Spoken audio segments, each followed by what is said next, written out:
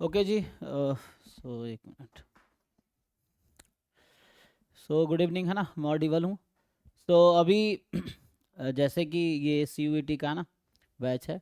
हालांकि है ना, एक बार मैं सी लाइव क्लास जब लिया था 2023 में ही, हालांकि तो उसका रिकॉर्डेड लेक्चर ऑलरेडी है ना ड्राइव में है, तो वो भी आप देख सकते हो चाहो तो। ऑलमोस्ट वही सिलेबस जैम वाला ही है, एक बार सिलेबस देख लो। और कुछ टॉपिक एक्स्ट्रा है तो।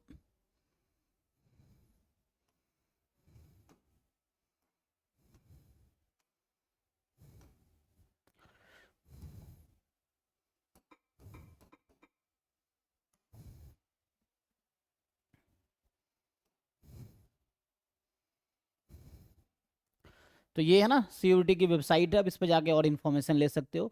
अभी सी में जिन लोगों ने अप्लाई नहीं किया, अभी डेट है आई थिंक 8 फरवरी तक इन्होंने डेट एक्सटेंड कर दिया है। तो सी पीजी के लिए अप्लाई कर सकते हो। इस एग्जाम का जो पर्पस है वो है, जितने इंडिया में सेंट्रल यूनिवर्सिटीज़ हैं, जो सेंट्रल गवर्नमेंट की यूनिवर्सिटीज़ हैं, जैसे स्टेट यूनिवर्सिटी आई थिंक अपना एंट्रेंस लेती है, तो इसमें भी सब डिटेल्स हैं। आप पूरा वेबसाइट थोड़ा एक्सप्लोर करो, आपको सारी जानकारी मिल जाएगी। तो एप्लीकेशन अभी इसका जो है वो आई थिंक है ना, ये डेट एक्सटेंड कर दिया इन्होंने। तो जैसे आपके कोई दोस्त, अभी कुछ लोग यूट्यूब पे वो भी टेक्स्ट कर रहे थे कि सर मैं अप्लाई नहीं कर पाया हूँ या नहीं कर पाई हूँ, तो क्या करूँ अब। तो अभी डेट है, अप्लाई कर सकते हो। देखो ये अभी 31 जनवरी का नोटिफिकेशन आया था, तो इसमें ये बताया गया है कि extension of date of registration for the CUET PG 2025। इसमें डेट जो है ना, आई थिंक पहले 1 फरवरी को लास्ट डेट था अप्लाई करने का, अब ये बढ़ के 8 फरवरी हो गया है ना। सो आज की डेट क्या है, आज है 3 फरवरी, है ना। सो 5 दिन अभी और है, तो अप्लाई कर सकते हो कि 8 फरवरी तक रात को 11:50 तक अप्लाई कर सकते हैं कोई बच्चा, है ना। फिर ट्रांजेक्शन मतलब पेमेंट करना फीस का, आप 9 फरवरी तक रात को 11:50 तक पे कर सकते हो।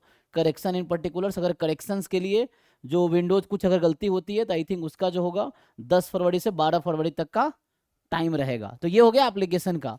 तो जो बच्चे जैसे जैम से बहुत सारे बच्चे डिसअपॉइंटेड होंगे, हालांकि डिसअपॉइंट होने का कोई वजह नहीं है ना, क्योंकि एग्जाम है ना सबका खराब हुआ है, तो जो रिजल्ट होपफुल रहो अच्छा ही आएगा, है ना। तो उसके अकॉर्डिंग मतलब रैंक आने के बाद ही पता चलेगा क्या आपको मिलेगा क्या नहीं मिलेगा। तो उसका ज़्यादा डिस्कशन नहीं करेंगे जैम का, क्योंकि सी का है। तो बैकअप के लिए जो जैम में जिन बच्चों का एग्जाम बहुत अच्छा भी हुआ है ना, वो भी तैयारी कर सकते हैं, नुकसान तो होगा नहीं, फ़ायदा ही है। सो ये है, जब आपको IIT मिल जाएगा तो आप छोड़ सकते हैं, एज अ बैकअप आप सी का प्रिपरेशन कर सकते हैं, है ना। सो ये है। क्योंकि ना जैम में टोटल 128 सीटें ही हैं, तो 5 जो डिफरेंट कोर्सेस अवेलेबल है जैम में, उसके 128 बच्चों का एडमिशन होगा। और जैम में एग्ज़ाम देते हैं अराउंड 3500, मतलब अप्रॉक्स है ना 3500 बच्चे एग्जाम देते हैं। तो एडमिशन 128 बच्चों का ही जैम के थ्रू IITs में होना है, फिर NITs में कुछ का होगा, फिर IIIT में होगा। तो ये ऑप्शंस हैं, तो ये सब मिला के मुझे लगता है 128 सब मिला के 200 लगा लो, 200 से 300 मैक्सिमम, 250 बच्चों का एडमिशन होगा सब मिला के, 250-300 लगा लो मैक्सिमम, अगर NIT IIIT सबको ऐड कर ले। तो बाकी बच्चों को तो कोई दूसरा ऑप्शन एक्सप्लोर करना पड़ेगा, तो उसके लिए एक ऑप्शन आपके पास CUT का है ना। जिससे सेंट्रल यूनिवर्सिटी, जैसे दिल्ली यूनिवर्सिटी है, BHU है, और सेंट्रल यूनिवर्सिटी ऑफ राजस्थान है, जहाँ central university of Jharkhand, her state में, बिहार में central university of south Bihar है, हर स्टेट में कम से कम एक सेंट्रल यूनिवर्सिटी है। आप लिस्ट यहाँ से देख सकते हो। तो ये तो बस एप्लीकेशन का बता दिया मैंने। और बाकी यूनिवर्सिटीज़ कहाँ का एडमिशन ले सकते हैं, तो उसका भी लिस्ट ऑलरेडी वेबसाइट पे है कि कौन कौन सी यूनिवर्सिटी लेगी। तो ये अल्फ़ाबेटिकली अरेंज्ड है, कि जैसे असम यूनिवर्सिटी है ना, ये बाला साहब भीमराव अम्बेडकर यूनिवर्सिटी लखनऊ है, फिर इसका आई थिंक कहाँ पे है, ये अमेठी में है। फिर BHU, central Sanskrit university, tribal, central tribal university of Andhra Pradesh, central university of Punjab, central university of Andhra Pradesh, central university of Gujarat, ठीक है, central university of Haryana, central university of Himachal Pradesh, central university of Jammu, central university of Jharkhand, central university of Karnataka, है ना। Central मतलब हर state में कम से कम एक central university है, तो उसमें आप एडमिशन, ये सब लिस्ट आप पढ़ सकते हो, बहुत सारे हर स्टेट का है। जैसे बिहार में साउथ बिहार है, central university of south Bihar नाम से है। इस तरह तमिलनाडु है ना, श्री हरि सिंह गौर विश्वविद्यालय मध्य प्रदेश में है, फिर है ना गुरु घासीदास विश्वविद्यालय बिलासपुर में है, Indira Gandhi national tribal university Amarkantak, फिर जवाहरलाल नेहरू यूनिवर्सिटी। हालांकि देखो कुछ जैसे JNU में MSc स्टैटिस्टिक्स का कोर्स नहीं है ना, तो इस तरह से है। तो वैसा देख लेना, बाकी जो क्वेरी है चैट में लिख सकते हो या बोल के पूछ सकते हो, किसी को कुछ पूछना हो तो आप पूछ सकते हो अनम्यूट करके, ठीक है ना। Hello, good evening sir. जी गुड इवनिंग। सर एक डाउट था, जो पहले IIPS अपना सेपरेट एग्जाम कंडक्ट कराता था और ICAR कंडक्ट कराता था, तो वो भी CUET से होगा अब? नहीं, आई थिंक उनका अलग है। IIPS जो मुंबई में है उसका शायद अलग एंट्रेंस होता है, मुझे देखना पड़ेगा, मैं श्योर तो पिछली नहीं बार हूँ। इस बार वेबसाइट में सीयूईटी की वेबसाइट में उनका दिखा रहा था जो आप नाम है, सीयूईटी की तो हो वेबसाइट। सकता है इसके थ्रू भी एडमिशन होगा, आई थिंक होगा, मैं श्योर तो नहीं हूँ, बट हाँ देख सकते हैं, ये जो है ना, ये डिफरेंट यूनिवर्सिटीज का लिस्ट है, पांडिचेरी यूनिवर्सिटी ये सब है ना। सो ओके ओके ये यूनिवर्सिटी ऑफ नहीं हैदराबाद। सर, कौन सा बुक हम फॉलो कर सकते हैं सीयूईटी के लिए, हाँ मतलब क्वेश्चंस प्रैक्टिस करने के लिए? प्रैक्टिस देखो, सबसे पहले तो आप पीवाई की, अगर जैम का आप लोगों ने तैयारी किया है तो सिलेबस ऑलमोस्ट हुआ होगा, तो आप प्रीवियस ईयर पेपर। नहीं सर, एक्चुअली जैम के लिए प्रिपरेशन नहीं, मतलब मैं एग्जाम नहीं दी थी अच्छा जैम का। एग्जाम, ठीक है, तो अभी आप बेसिक से स्टार्ट करोगे, तो जैसे सिलेबस कवर करो, जैसे प्रसन्ना साहू की एक बुक आती है, वो बहुत बेसिक सी बुक है, वो कर सकते हो। गुप्ता कपूर वाली बुक है स्टैटिस्टिक्स के लिए, वो भी कर सकते हो आप। तो ये दो बुक अगर आप रेफर करोगे तो अच्छी तैयारी हो जाएगी सीयूईटी की, ठीक है ना। प्रसन्ना साहू की ठीक है probability sir, in thank you statistics, sir. हाँ गूगल करेंगे मिल जाएगा। गुप्ता कपूर का फंडामेंटल ऑफ मैथमेटिकल स्टैटिस्टिक्स, ये स्टैटिस्टिक्स पोर्शन के लिए। मैथमेटिक्स पोर्शन के लिए कोई भी कैलकुलस की, एडवांस कैलकुलस की बुक उठाओ, जैसे एंटन वीवंस की आती है, या थॉमस फिन्नी की आती है, या इंडियन ऑथर में कई सारे हैं, नाम याद नहीं मुझे, एक दो क्या था भूल गया, एनीवे। तो ये है, देखते हैं इसमें जरा उसका आईआईपीएस का। तो ये डिफरेंट यूनिवर्सिटीज है जहाँ पे एडमिशन मिल सकता है आपको सीयूटी के थ्रू, लेकिन वहाँ पे वो कोर्स होने चाहिए, तो वो डिफरेंट सर यूनिवर्सिटी पे ब्रोशर जो होगा। हाँ सर पूछ रहे थे कि जो रिकॉर्डेड वीडियो है उसमें 125 दिखा रहा है, तो उसमें मतलब जैम के अलावा मतलब वो सारा 125 का है कि? जैसे ऐप पे क्या होगा, एकलव्या बैच के नाम से तो जैम का सिलेबस हो गया, सीयूटी का अलग से लेक्चर होगा, है ना। ना ना तो उसमें तो जैम के जैसे अलावा नहीं है, वो पूरा सीयूटी का सिलेबस है, उसमें जैम का भी सिलेबस है ऑलरेडी, तो वो अच्छा पूरा अच्छा सीयूटी का, उसमें जैम के अलावा नहीं है वो। जैम का अलग हो गया, सीयूटी का जैसे अभी मैं लेक्चर कराऊंगा, तो ये लेक्चर जो अभी हम स्टार्ट करेंगे आज से या होपफुली कल से, अभी जो भी एक क्वेरी होगा, देखो मैं पहले कहूं, जो भी एग्जाम की आप तैयारी कर रहे हो, पहले उस एग्जाम के बारे में अच्छे से जान लो कि क्या स्कोप है, कहाँ एडमिशन होगा, क्या होगा, किस कोर्स में, सब जान लो पहले हो, फिर तैयारी शुरू करो अच्छे से। जैसे जैम हो गया है, तो जो सीयूटी के रिकॉर्डेड लेक्चर आपके पास ऐप में है, उसमें सिर्फ सीयूटी का कंटेंट है, वो जैम का भी कंटेंट उसमें है, हालांकि मतलब सिलेबस कॉमन है, कुछ सिलेबस तो वो है, तो जैम के अलावा नहीं है वो। सीयूटी के सिलेबस में जैम से कोई लेना देना नहीं है उसको, फुल्ली सीयूटी को उसमें टारगेट किया गया है, ठीक है ना। जैसे अभी मैं स्टार्ट कर रहा हूँ बैच, जिसमें हम सिर्फ सीयूटी को टारगेट करेंगे, ये है। सीयूटी का सिलेबस कवर करेंगे, सीयूटी का पीवाईक्यू करेंगे, सीयूटी का मॉक टेस्ट होगा, सीयूटी का मॉक टेस्ट डिस्कशन होगा, ये चलेगा, डाउट क्लास दिल्ली चलेगी वो। नहीं, मतलब जैसे मैं पूछ रहा था ना कि जैम का सिलेबस में से बहुत सारा चीज उसमें कॉमन है, मतलब हाँ सैम्पलिंग वगैरह बस हटा के हाँ डिफरेंशियल इक्वेशन, हम्म, तो केवल मतलब उतना ही पढ़ना है, बाकी तो मतलब हाँ बिल्कुल उसी लिए बिल्कुल, पूछ रहा था हाँ बस। हाँ वही वही वही, तो उसमें तुम जब रिकॉर्डेड लेक्चर सीयूटी का देखोगे, तुम्हें लगेगा रैंडम वेरिएबल तो वही है, डिस्ट्रीब्यूशन वही है। जैसे मैं अगर सिलेबस की बात करूँ, ये तो यूनिवर्सिटीज हो गया, मैं थोड़ा सिलेबस पे आता हूँ, तो ये डिफरेंट इतनी यूनिवर्सिटीज हैं जो इसमें पार्टिसिपेट कर रही है, इसके थ्रू एडमिशन लेगी डिफरेंट कोर्सेज में, है ना। सर वो ये नीचे ही आप गवर्नमेंट इंस्टीट्यूशन में जाओगे तो उसमें तीसरे नंबर में है आईएपीएस अच्छा दिखा रहा है इधर इसमें, एक मिनट, इसमें जो था गवर्नमेंट इंस्टीट्यूशन वाले साइड में। पार्टिसिपेंटिंग यूनिवर्सिटी नीचे गवर्नमेंट में, अच्छा तो हो सकता है इसके थ्रू भी एडमिशन लेता हो, कुछ लोग कह रहे थे शायद, हाँ ये देखता हाँ हूँ। ये है ये। सर टेस्ट पेपर में सर्च कर लीजिए, उसमें खाली फिर वो स्टैट्स वाली यूनिवर्सिटी आएंगी, कहाँ एसएसआरई वाली आ रही है। कहाँ पे सर्च कर लूँ।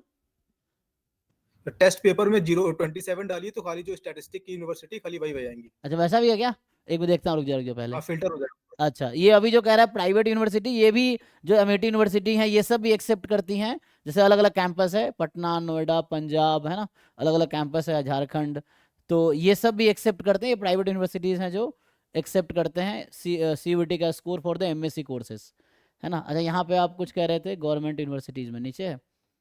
हाँ सर वो वहीं था ऊपर, मिस हो गया वो। अच्छा सर ये, अभी जो क्लासेस चलेंगी उनकी भी सब रिकॉर्डेड वीडियोस रहेंगी ना बैच में? जी जी जी, अभी जो क्लासेस चलेंगी इसका रिकॉर्डेड वीडियो आपको ऐप पे मिलेगा, है ना। सीयूटी अच्छा, हाँ हाँ, 2026 लाइव बैच, 2025 लाइव बैच के नाम से रहेगा, हाँ ठीक है सीयूटी सर। का, बट हाँ। सर स्टैटिस्टिक्स के लिए पर्टिकुलरली कौन सी यूनिवर्सिटी बेस्ट रहेगी? बेस देखो अभी आते हैं, जैसे ये कह रहा था, अच्छा एक बार इसका क्वेरी देख ले, फिर आता हूँ उस पर स्टैटिस्टिक्स के लिए। तो यहाँ जो आप कह रहे थे गवर्नमेंट में ना, ये सर गवर्नमेंट वाले में तीसरे नंबर पे ही है, ये यूपी ईएस देहरादून में, ये वाला ना, कहाँ गया गवर्नमेंट वाले में। बीच में है वो, आपने मिस कर दिया थोड़ा सा। अच्छा प्राइवेट से ऊपर था क्या। हाँ प्राइवेट से ऊपर है। अच्छा देख लेते हैं एक बारी, तो ये रहा, ये तो हो गया डीम्ड हाँ ये यूनिवर्सिटी, सर, यही जहाँ आपका पेन है, ये नीचे गवर्नमेंट गया ऑफ, नीचे। अच्छा ये गवर्नमेंट इंस्टीट्यूशंस है ना, हाँ तो तीसरे अरुण नंबर पे है। Arun Jaitley national institute of financial management this गति शक्ति विश्वविद्यालय, और तीसरे में कौन सा? ये है, ये IAPS अच्छा इसके एक नीचे।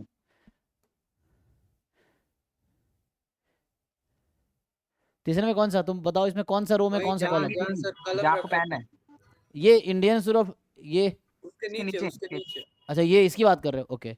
International institute for population sciences है ना, IIPS। तो आई थिंक ये भी एडमिशन लेगा इसके थ्रू ही, इसका मतलब है इसमें है तो। अब बाकी जैसे कह रहा है कोर्सेज का पर्टिकुलर, हम लोग स्टैट्स पे आ जाते हैं पर्टिकुलर। ये तो टोटल सेंट्रल यूनिवर्सिटी जो कोई भी डिफरेंट कोर्सेज ऑफर कर रही हैं CUET के थ्रू एडमिशन लेंगे, वो टोटल लिस्ट हो गया। अब थोड़ा इधर आते हैं, इस पे कह रहे थे भाई टेस्ट पेपर पे, ये सिलेबस में तो हाँ सर टेस्ट पेपर पे। ये तो सिलेबस, यहाँ सिलेबस आ जाएगा, और सिलेबस देख लेते हैं। तो इसमें ना 161 डिफरेंट सब्जेक्ट्स हैं CUET में, जिसका एग्जाम, जैसे जैम में 7 डिफरेंट सब्जेक्ट्स का एग्जाम होता है, इसमें 161 CUET के डिफरेंट सब्जेक्ट्स के एग्जाम होंगे।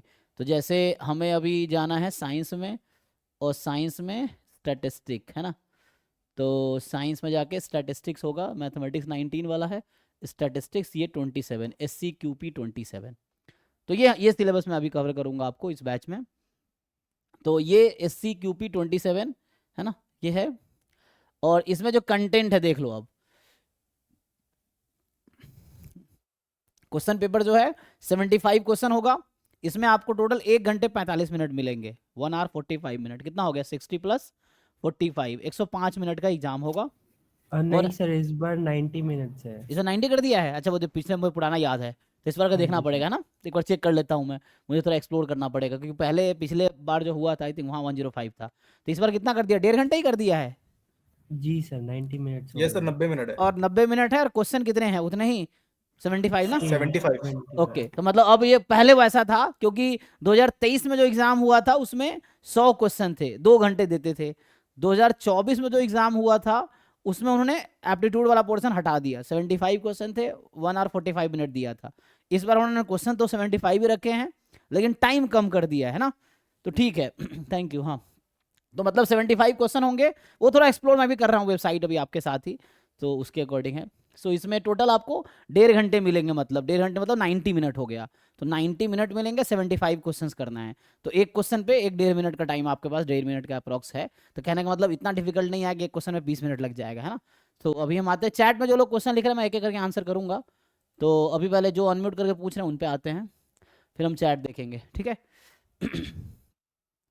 तो ये तो हो गया आपका है ना, ये 75 क्वेश्चन आएगा, 1.5 घंटे का टाइम होगा।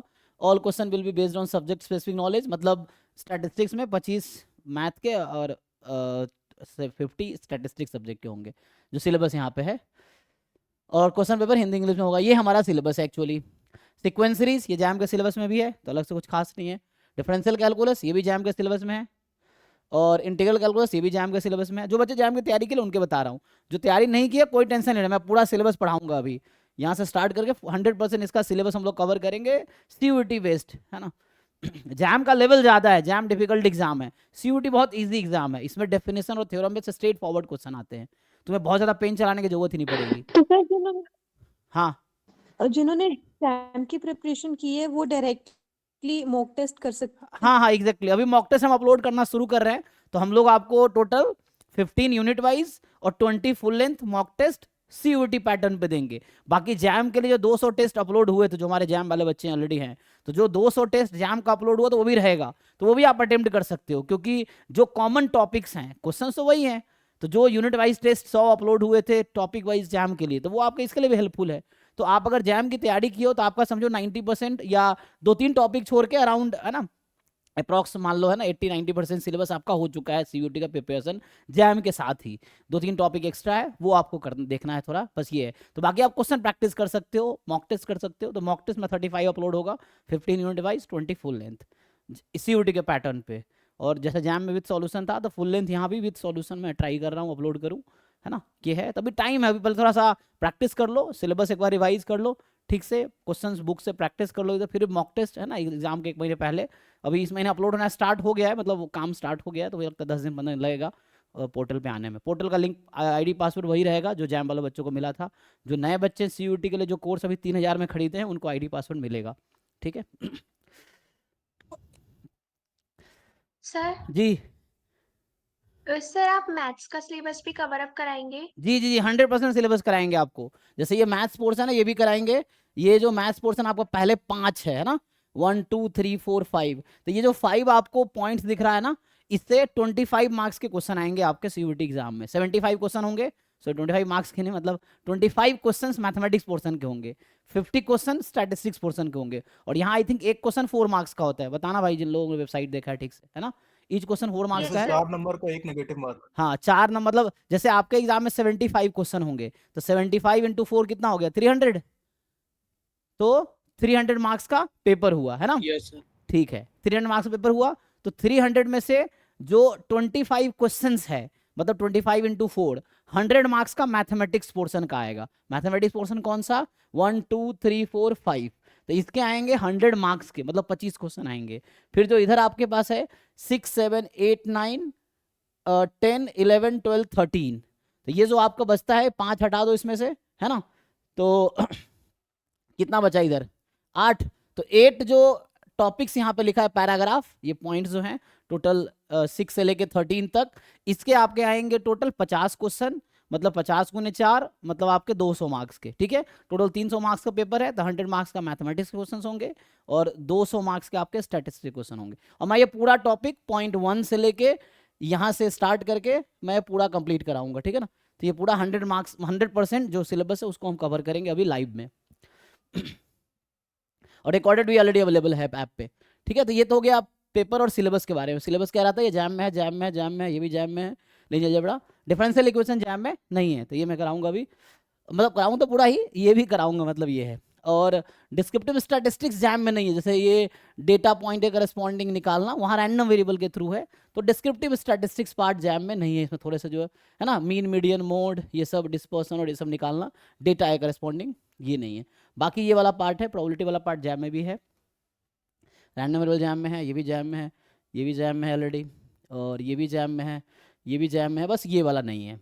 तो टोटल आपको 3 टॉपिक नया दिखा है, डिफरेंशियल इक्वेशन, डिस्क्रिप्टिव स्टैटिस्टिक, और इधर हो गया आपका sampling and design of experiment. ये 3 टॉपिक है जो जैम में नहीं है, बाकी सब जैम में है। तो इनका कंट्रीब्यूशन मान लो 10 मार्क्स का अप्रॉक्स है, तो मतलब वही 10 से 15 मार्क्स का होगा मैक्सिमम। वो पीवाईक्यू देख के एक बार हम आइडिया लगा लेंगे। अभी पीवाईक्यू है ना, पीवाईक्यू ड्राइव में है, जिन लोगों का ड्राइव का एक्सेस है, ड्राइव में ऑलरेडी एक होगा पीवाईक्यू सीयूईटी एसटी नाम से फोल्डर होगा, उसमें सीयूईटी के सारे पेपर्स हैं। और ये सीयूईटी एग्जाम 2023 में ही स्टार्ट हुआ था, उससे पहले हर यूनिवर्सिटी 23 या 22 में, उससे पहले यूनिवर्सिटी अपना अपना एग्जाम लेती थी, जैसे डीयू का अलग एंट्रेंस होता था, बीएचयू का अलग होता था, एचसीयू, तो जितने सेंट्रल यूनिवर्सिटी इंडिया में है सब अपना अपना एंट्रेंस लेती थी। बाद में उन्होंने कॉमन एग्जाम कर दिया सीयूटी, से सारे सेंट्रल यूनिवर्सिटी एक ही एग्जाम के थ्रू एडमिशन लेगी। तो इसलिए 2022-23 से ही आपको पेपर मिलेगा सीयूटी का, उससे पहले डिफरेंट यूनिवर्सिटीज़ के डिफरेंट पेपर्स मिलेंगे आपको। तो ये तो होगा सिलेबस की बात। थोड़े इधर आते हैं अब, ये जो टेस्ट पेपर्स है इसमें हम जाएंगे स्टैटिस्टिक में, है ना। थोड़ा एक्सप्लोर करो, ये आप भी, जो मैं खोल रखा हूँ ये वेबसाइट है, ये सब आपके फ़ोन और लैपटॉप में भी मिलेगा ये सब चीज़ें, तो वहाँ सर पे 27 डालिए, उसमें आ जाएगा अपने आप, ऐसे बहुत अच्छा ढूंढना पड़ेगा। ढूंढना पड़ेगा, नहीं तो यहाँ पे सर्च में चले जाए तो 27 है ना, ठीक है, SCQP है ना, वो भी डाल देते फिर आ जाता, ये आ गया ना। तो जैसे है ना, ये हमारा ये है स्टैटिस्टिक। अब आप समझिए यहाँ पे, तो ये जो SCQP 27 जो स्टैटिस्टिक्स सब्जेक्ट है, इसका एग्जाम देके कहाँ कहाँ एडमिशन ले सकते हैं, तो ये पर्टिकुलर सिर्फ स्टैटिस्टिक्स रिलेटेड यूनिवर्सिटी जो उसने बताया अभी, है ना। तो जैसे यहाँ एडमिशन ना, जैसे बिक्रम यूनिवर्सिटी उज्जैन है, या ये HBTU कानपुर है, अम्बेडकर यूनिवर्सिटी दिल्ली है, फिर यहाँ डिस्ट्रिक्ट यूनिवर्सिटी केरला, इन सब में MSc स्टैटिस्टिक्स कोर्सेज आपको मिलेंगे, ठीक है। गुरु है ना, Govind Singh plus university IP university Delhi में है ये, और जम्मू यूनिवर्सिटी, फिर यहाँ पे हो गया Shakuntala Mishra national this Cochin university CUSAT, ये केरला में है, कोचिन में है, ये भी स्टैटिस्टिक्स के लिए मतलब अच्छी इंस्टीट्यूट माने। अभी मैं रिसेंटली कॉन्फ्रेंस में गया था वहाँ पे, तो है ना, जैसे कोचिन यूनिवर्सिटी एक ISI चेन्नई में प्रोफेसर है सुधीश कुमार कटुमनिल, तुम गूगल कर सकते हो, उन्होंने यहाँ से MSc और PhD किया है इस CUSAT से स्टैटिस्टिक्स में, और वो अभी ISI चेन्नई में प्रोफेसर है, ठीक है।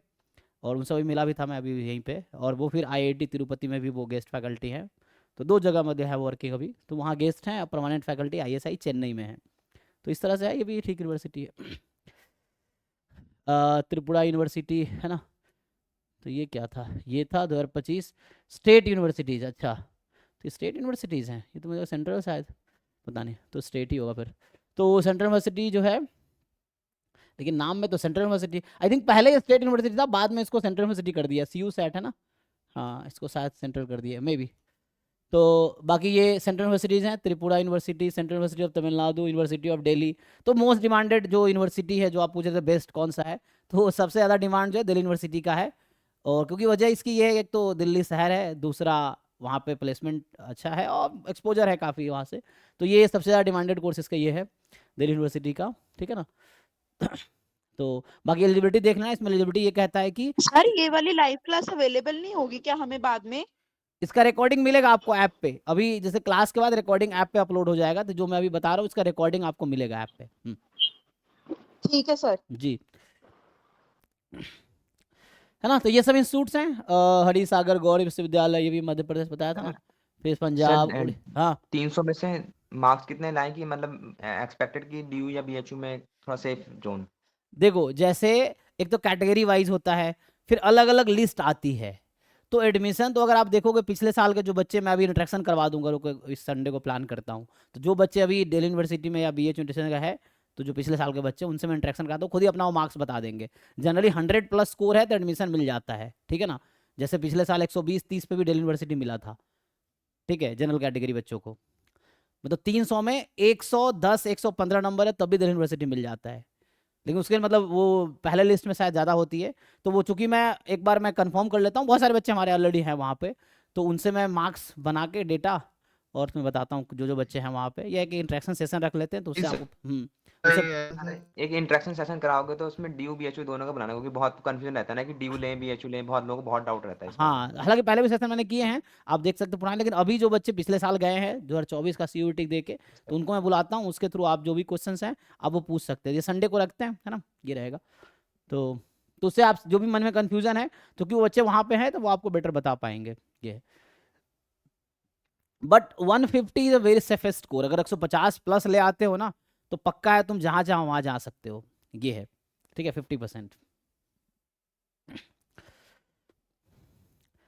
ठीक है जी, तो ये सब डिफरेंट यूनिवर्सिटीज हैं। अभी यहाँ पे MSc स्टैटिस्टिक्स जस्ट स्टार्ट हुआ है, 2022 में स्टार्ट हुआ था, 2 सेशन निकला है, क्योंकि मैं झारखंड में ही हूँ, यही रांची में ही हूँ मैं, तो ये यहाँ जस्ट अभी MSc स्टैटिस्टिक्स इन्होंने 22 में स्टार्ट किया था, 22 से 24, 23 से 25 और 24 से 26 वाला भी है वहाँ पे, तो 2 ही 3 सेशन निकला है, तो ये सब नई यहाँ पर नया कोर्स स्टार्ट हुआ।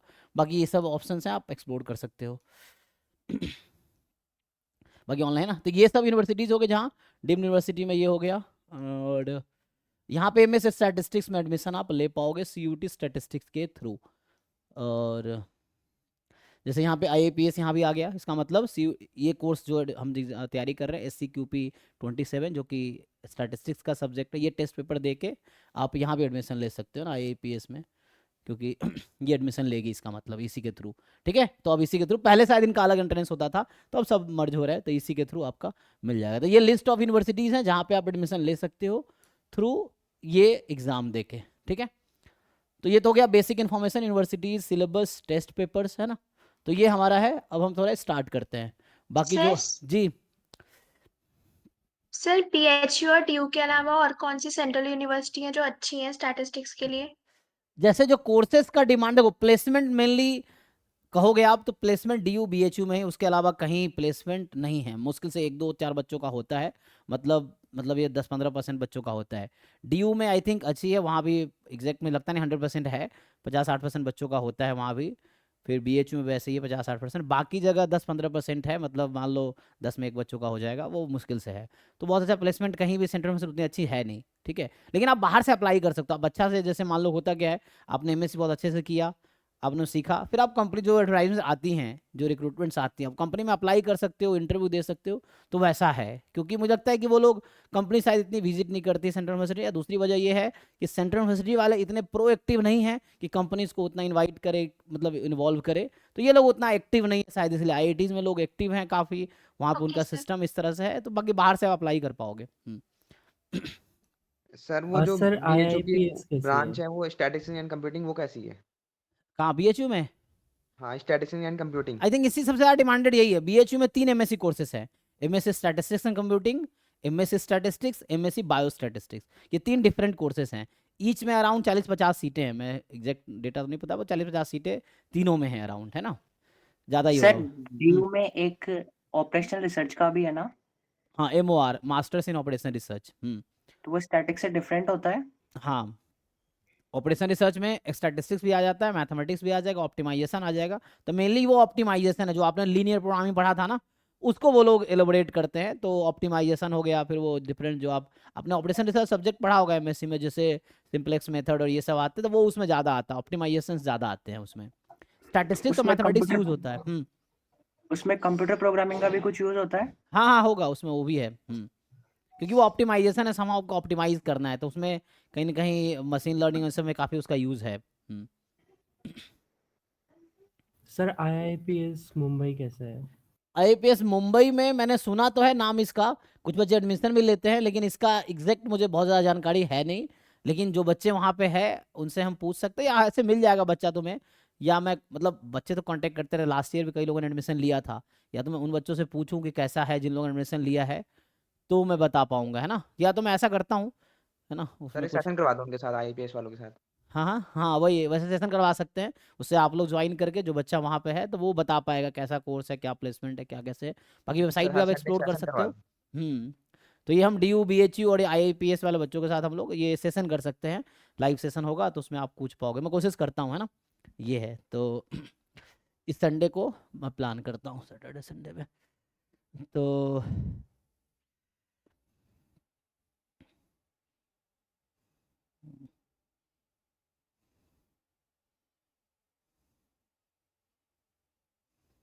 हम्म ठीक है ना। सो ये सब है, अब आते हैं हम लोग अपने काम पे। तो ये है सिलेबस, अब यहाँ से हम लोग बाकी देख लेते हैं, चैट में जो क्वेश्चंस हैं उसको देख लेते हैं एक बारी। तो कुछ है ये वीडियो ऐप में होगा। जी जी, यूनिवर्सिटी ऑफ हैदराबाद कैसी है स्टैटिस्टिक्स के लिए? यूनिवर्सिटी ऑफ हैदराबाद हमारी एक स्टूडेंट है अभी, कई लोग, मैं 2-3 बच्चों को मैं डायरेक्टली जानता हूँ जो यूनिवर्सिटी ऑफ हैदराबाद में है।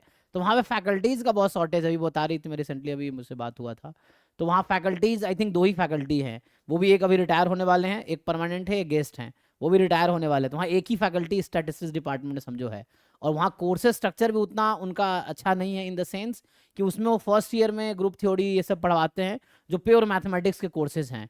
तो जो बच्चों ने फीडबैक दिया कि वैसा है, वहाँ एक तो फैकल्टीज़ का शॉर्टेज है, फैकल्टीज़ नहीं है वहाँ, 2 ही फैकल्टी अभी करंटली, मैं भी दिसंबर में जस्ट बात हुआ, दिसंबर कह रहा हूँ, ये भी कौन सा मंथ गया, दिसंबर ना, हाँ दिसंबर में। मतलब एक्चुअली एक सेंटर में हैदराबाद की बच्ची मेरे अंदर वो इंटर्नशिप कर रही थी, मतलब समर प्रोजेक्ट, विंटर प्रोजेक्ट कर रही थी। उस वजह से था कि समय मैं बिजी हूँ, मैं फ्री हूँ सर दिसंबर में, तो मैं चाहता हूँ कुछ प्रोजेक्ट कर लूँ, तो मैं उसको प्रोजेक्ट करवा रहा था अभी दिसंबर में जस्ट। तो उसने बताया कि वहाँ ग्रुप थ्योरी है, ये सब प्योर मैथमेटिक्स रिलेटेड कोर्सेस हैं, और 2 ही फैकल्टी अभी है, उसमें भी एक रिटायर होने वाले हैं, तो एक ही बचेंगे, वो भी गेस्ट है जो बचेगा।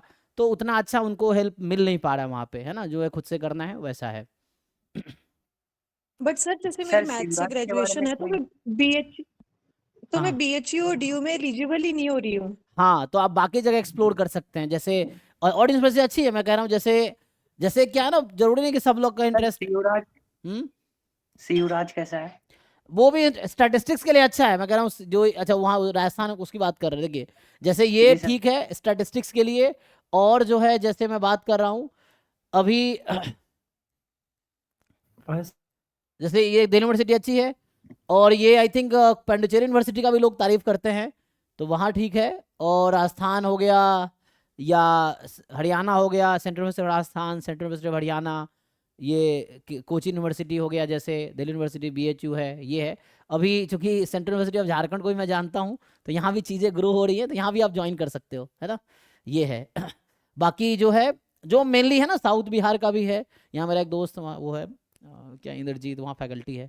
सो उसने सेंट्रल यूनिवर्सिटी ऑफ वहाँ से PhD किया था, हरियाणा से, है ना। तो ऐसा है, ये हरियाणा भी ठीक है। ये सब Rajasthan, central university Rajasthan, Haryana, Pondicherry, DU BHU, ये सब अच्छे माने जाते हैं, जो बच्चों का फीडबैक रहा है उसके अकॉर्डिंग, जो वहाँ पे टीचर और उसका वो है।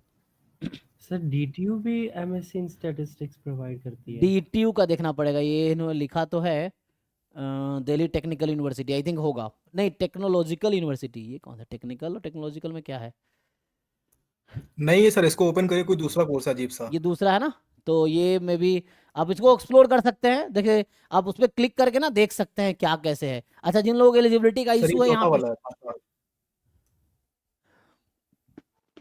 सर बीएचयू के ये जीएस अलावा कैटेगरी यूपी वाला। में और कौन सा प्रेफर कर सकते हैं कॉलेज? बीएचयू के बीएचयू के अलावा यूपी में और कौन कौन सा कॉलेज प्रेफर कर सकते हैं? अच्छा, बीएचयू के अलावा तो यूपी में और कौन सा है? एचपीटीयू है, लेकिन उसका होना चाहे कि नहीं।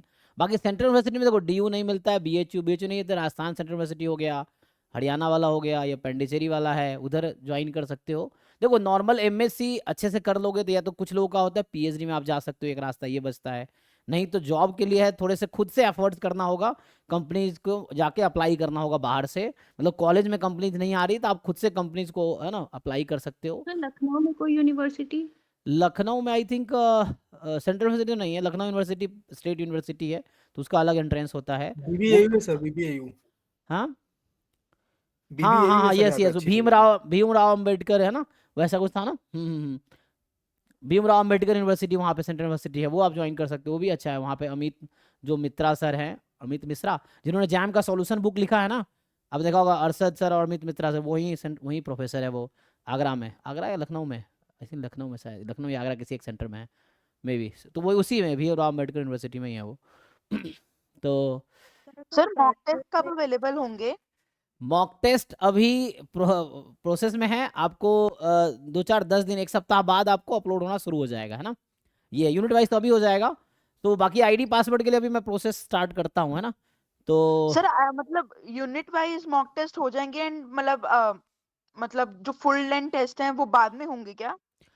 हाँ, एक्चुअली टेस्ट है सब कुछ, लेकिन उसमें क्या हो रहा है, सिर्फ क्वेश्चन पेपर है, उसमें सॉल्यूशन हम लोग ऐड कर रहे हैं। सॉल्यूशन लिखेगा, टाइप होगा, फिर अपलोड होगा। इससे फायदा आपको ये होगा कि जब आप टेस्ट सबमिट करोगे तो उसी टाइम पे आपको हर टेस्ट का डिटेल सॉल्यूशन मिल जाएगा। पेपर तुम्हारे पास ठीक है ऑलरेडी सर। है, तो उसमें थोड़ा टाइम लगेगा, 10-15 दिन का टाइम लग सकता है, ठीक है ना। यूनिट वाइज तो अभी अपलोड हो जाएगा, कल परसों में अपलोड हो जाएगा, ठीक है। तो यूनिट वाइज का मैं ठीक बोल है देता सर, यूनिट वाइज तो मतलब हम फिर कभी भी कर सकते हैं हूँ। कि जी क्या जी, सीन है?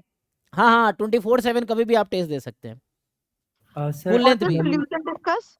सॉल्यूशन हम लोग लाइव डाउट क्लास में डिस्कस करेंगे। जो डाउट क्लास मेरी अलग से होगी रात को 11 से 12 डेली, उसमें आप डाउट पूछ सकते हैं, ठीक है। या एक बार सिलेबस करा दूंगा तो मॉक टेस्ट डिस्कशन क्लास भी होगी, तो उसमें आप डिस्कस कर सकते हैं, ये है। तो मैथमेटिक्स पोर्शन से स्टार्ट करेंगे? हाँ हाँ हाँ, अभी मैथमेटिक्स पोर्शन स्टार्ट करेंगे। बाकी स्टैटिस्टिक्स इनको कंप्लीट करना है, तो मैं रिकॉर्डेड लेक्चर जो है उसमें स्टैटिस्टिक्स से ही मैंने स्टार्ट किया हुआ है, तो उसको आप देख के कंप्लीट कर सकते हो। सर अगर बैचलर्स में स्टैटिस्टिक्स ना हो तो उसकी डीयू एंड बीएचयू की एलिजिबिलिटी क्राइटेरिया क्या है? मैथ्स वाले भर सकते हैं ना? नहीं देखो, अब चल अभी खोल के देख लेते हैं तो इसको ना। ये तो जो पूछ रहे थे कि दिल्ली टेक्नोलॉजिकल यूनिवर्सिटी में एमएससी स्टैट्स प्रोग्राम नहीं है, यहाँ पे ये सब प्रोग्राम एमएससी मैथमेटिक्स है ना, जो कि इस प्रोग्राम से एडमिशन लेगा, है ना। और ये 27 जो हमारा कोर्स है, इससे इन्होंने इन्होंने सबको भर दिया है, इसमें एडमिशन हो सकता है। एमएससी क्या है ये, जियो स्पेशल साइंस, इसमें एडमिशन होगा आई थिंक, है ना, SCQP 27 इसके थ्रू। तो ये तो देख लो, प्रेफरेबल हो तो अपना देख लो, इसमें एमएससी कराएगा वो, है ना। ये कोर्स इतने सारे सब्जेक्ट अलाउड है इनका। तो मैं बाकी आता हूँ इस पे जो आप पूछ रहे हैं, 1 मिनट। तो हम अब DU का पूछ रहे थे ना, चलो दिल्ली यूनिवर्सिटी देखते हैं एलिजिबिलिटी क्या चल रहा है अभी। तो एलिजिबिलिटी जो इस साल इन्होंने अपलोड किया है, ये क्लिक कीजिए इस पर। तो इस पर जब हम क्लिक करेंगे तो हमें पता चलेगा कि ये कौन कौन से कोर्स ऑफर कर रही है। तो हमारा तो है ना 27 वाला है, तो जैसे में सर्च कर सकते थे ना, ठीक है। देखो तो इतने सारे कोर्सेज दिल्ली यूनिवर्सिटी ऑफर कर रही है CUET के थ्रू। ये कोड है, किस सब्जेक्ट कोड के थ्रू, है ना, क्या कोर्स नेम है उधर लिखा हुआ है। अरे भाई, सर्च का ऑप्शन था ना वहाँ पे, चलो आ ही गया तो देख लेते हैं।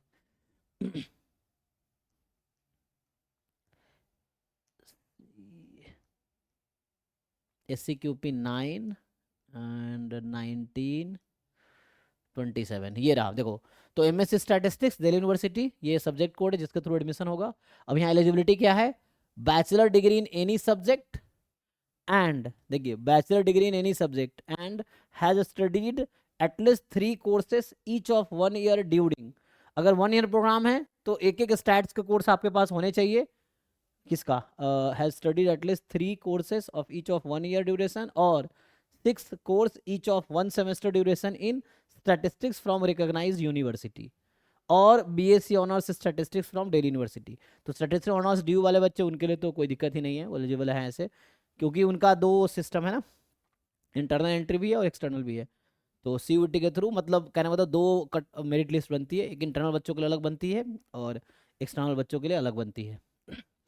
तो वैसा है, ठीक है ना। तो ये देख लो आप इसके अकॉर्डिंग, हर सेमेस्टर में स्टैट से कोर्स होने चाहिए अगर सेमेस्टर प्रोग्राम है आपका। तो ईयर प्रोग्राम है तो आपके पास हर ईयर में एक स्टैट से कोर्स होने चाहिए। तो ये इस कोर्स में एडमिशन लेने की क्राइटेरिया है।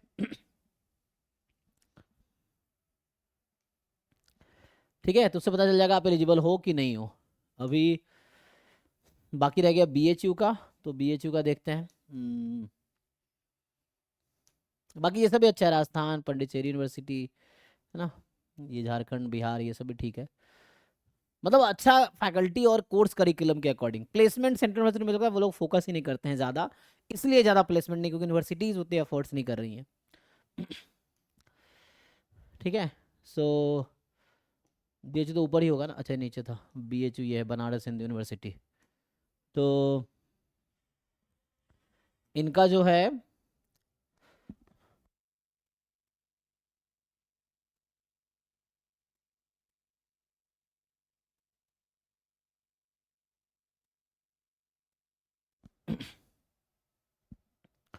ठीक है, देखिए तो इसमें सर्च का ऑप्शन है नहीं, तो यहाँ पे हमें जाना है SCQP 27 के थ्रू। ये है ना, तो एक तो ये कोर्स है MSc इन स्टैटिस्टिक या MA इन स्टैटिस्टिक्स। तो यहाँ पे क्या है, बैचलर ऑफ साइंस या arts degree securing a minimum aggregate 50% marks with statistics as the major subject studied in all the years and mathematics studied at least 2 years। तो मतलब ये हो कि स्टैटिस्टिक्स उसके पास मेजर सब्जेक्ट हो और 3 साल उसके पास रहे हो, है ना, इन ऑल द ईयर्स, हर साल में रहा हो, और मैथमेटिक्स कम से कम 2 साल में रहा हो। तो ये एलिजिबिलिटी है आपके MSc स्टैटिस्टिक्स करने की BHU में। यहाँ है स्टैटिस्टिक्स एंड कंप्यूटिंग की, आई थिंक सेम ही होगा, है ना, ये statistics and computing same code के थ्रू एडमिशन जो होगा आपका। तो इसमें है bachelor of science degree securing minimum aggregate of 50% with study major in all 3 years, all the years and with mathematics at least 2 years। तो 3 साल का कोर्स है, 3 साल स्टैटिस्टिक्स पढ़ा होना चाहिए और कम से कम 2 साल मैथमेटिक्स होने चाहिए। तो ये है इसका है, बाकी बायोस्टैट्स का भी है इसमें। तो मतलब 3 MSc है BHU में। बाकी ऐसे आपको जो ग्रुप्स हैं उसमें बहुत सारे, जो हमारा डिस्कशन ग्रुप है ना, स्टूडेंट डिस्कशन ग्रुप्स में कुछ बच्चे मिल जाएंगे जो आपको BHU में है, DU में है। आप टैग करो, कोई बच्चा शायद रिस्पॉन्ड कर दे, या हमारे पास नंबर है, वैसे भेज सकता हूँ।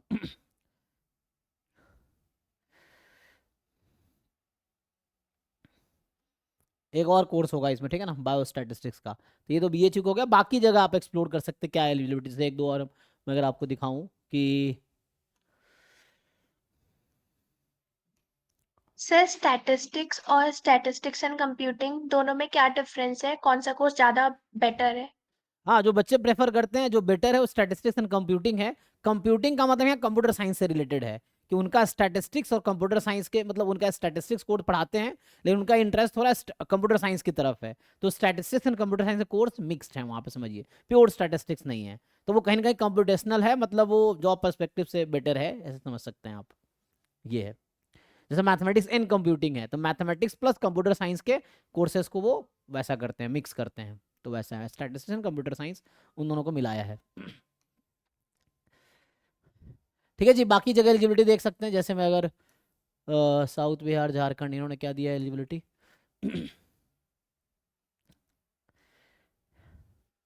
तो ये इससे एडमिशन होगा। इनका बैचलर डिग्री इन साइंस या आर्ट्स विद स्टैटिस्टिक्स या मैथमेटिक्स एज ऑनर्स और इलेक्टिव विथ मिनिमम 55% मार्क्स और equivalent grade in aggregate for general this category, 50% for SC ST OBC category. तो इनका बस ये है कि बैचलर डिग्री हो और स्टैटिस्टिक्स या मैथमेटिक्स ऑनर्स हो या इलेक्टिव हो, चल जाएगा। तो इनका कोई ऐसे स्पेसिफिक एलिजिबिलिटी नहीं है ना, मतलब ये है कि स्टैटिस्टिक्स या मैथमेटिक्स आपने पढ़ा हो, कम से कम एक कोर्स पढ़ा हो तो काफी है, ये कहना चाह रहा है, ठीक है ना।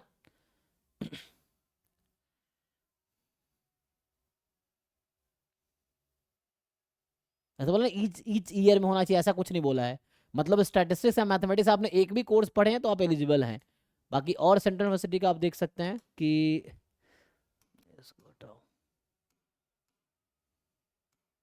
तो ये वेबसाइट पे जाकर थोड़ा एक्सप्लोर करो आप लोग खुद से, है ना। जैसे एक दो और मैं दिखाता हूँ, जैसे पांडिचेरी यूनिवर्सिटी का क्या है कि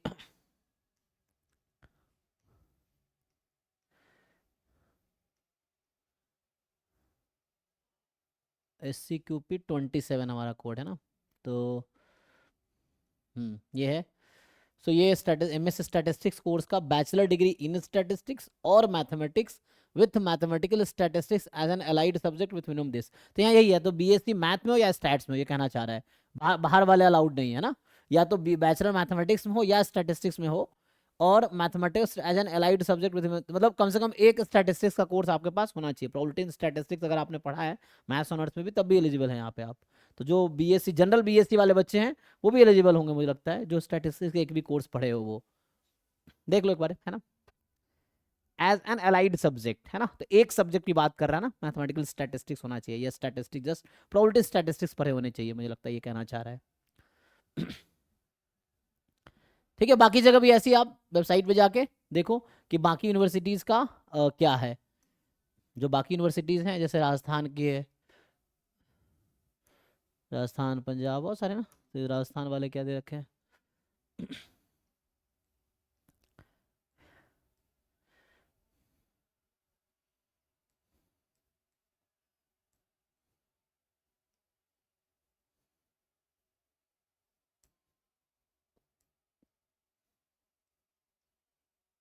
ये ना 27।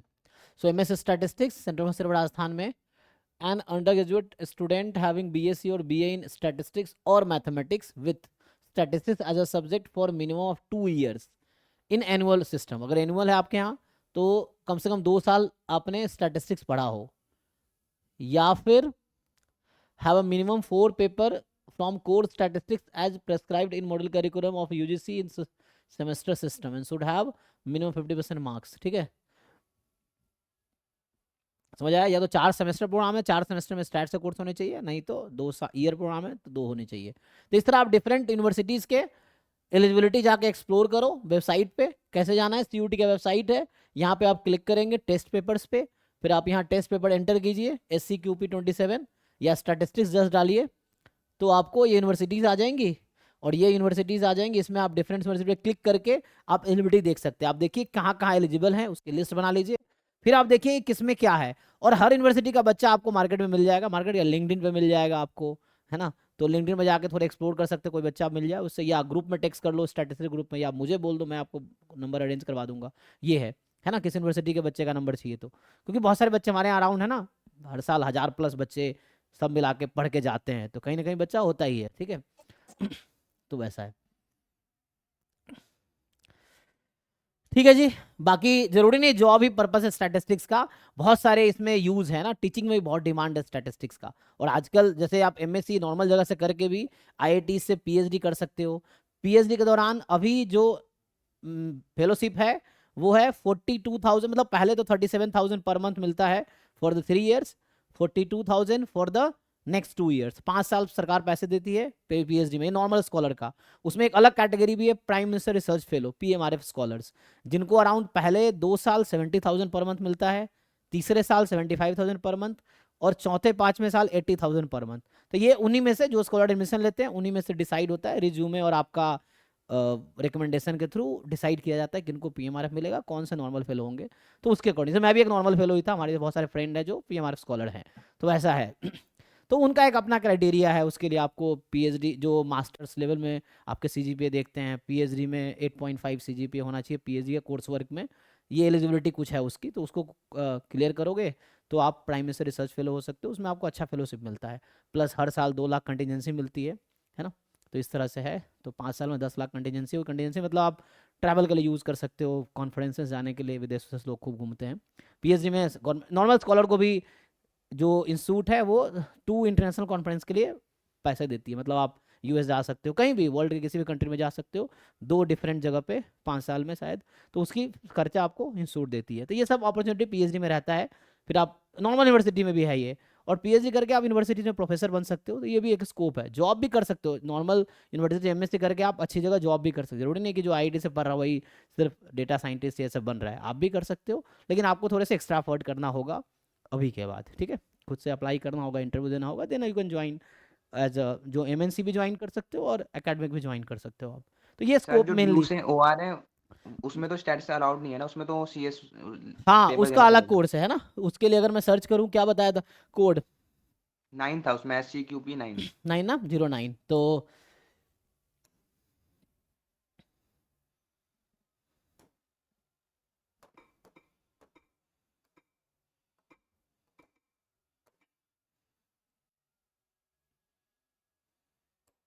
देखिए, तो ये जो सब्जेक्ट है ये कंप्यूटर साइंस इंफॉर्मेशन टेक्नोलॉजी है। इस एग्जाम आप सीयूटी में भी 2 पेपर शायद अप्लाई कर सकते हैं, 2 से ज़्यादा भी कर सकते हैं। तो सीयूटी में अलाउड है, आप 1 सब्जेक्ट 2 सब्जेक्ट 2 से ज़्यादा सब्जेक्ट में अप्लाई कर सकते हैं।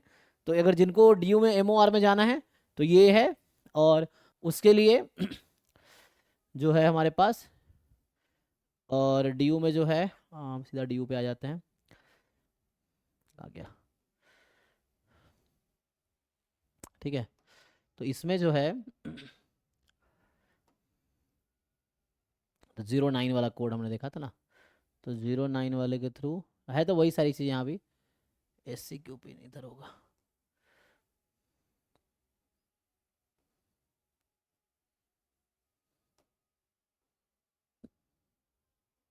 SCQP 3 है ना,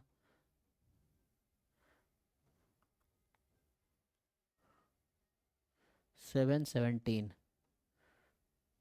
तो ये रहा SCQP 09, ठीक है। MORS का कोर्स का नाम है, master of operation research, Delhi university में। तो इसकी जो ये सब एग्जाम देना पड़ेगा। इसकी जो एलिजिबिलिटी है, bachelor degree with at least 2 courses in mathematical science. Mathematical science में 4 टॉपिक्स आते हैं, mathematics, computer science, statistics, operation research, ठीक है ना, फ्रॉम रिकॉग्नाइज्ड यूनिवर्सिटी। सो मतलब आपने 2 कोर्स इनमें से कोई भी पढ़ा हो, मैथ के या स्टैट्स के या कंप्यूटर साइंस के या OR के, है ना, कोई भी 2 कोर्स पढ़े हो तो एलिजिबल हो। दूसरा, master degree with at least 2 courses in mathematics या कंप्यूटर साइंस या स्टैटिस्टिक्स या operation research at a graduation level from recognised university, ठीक तो है। तो इसमें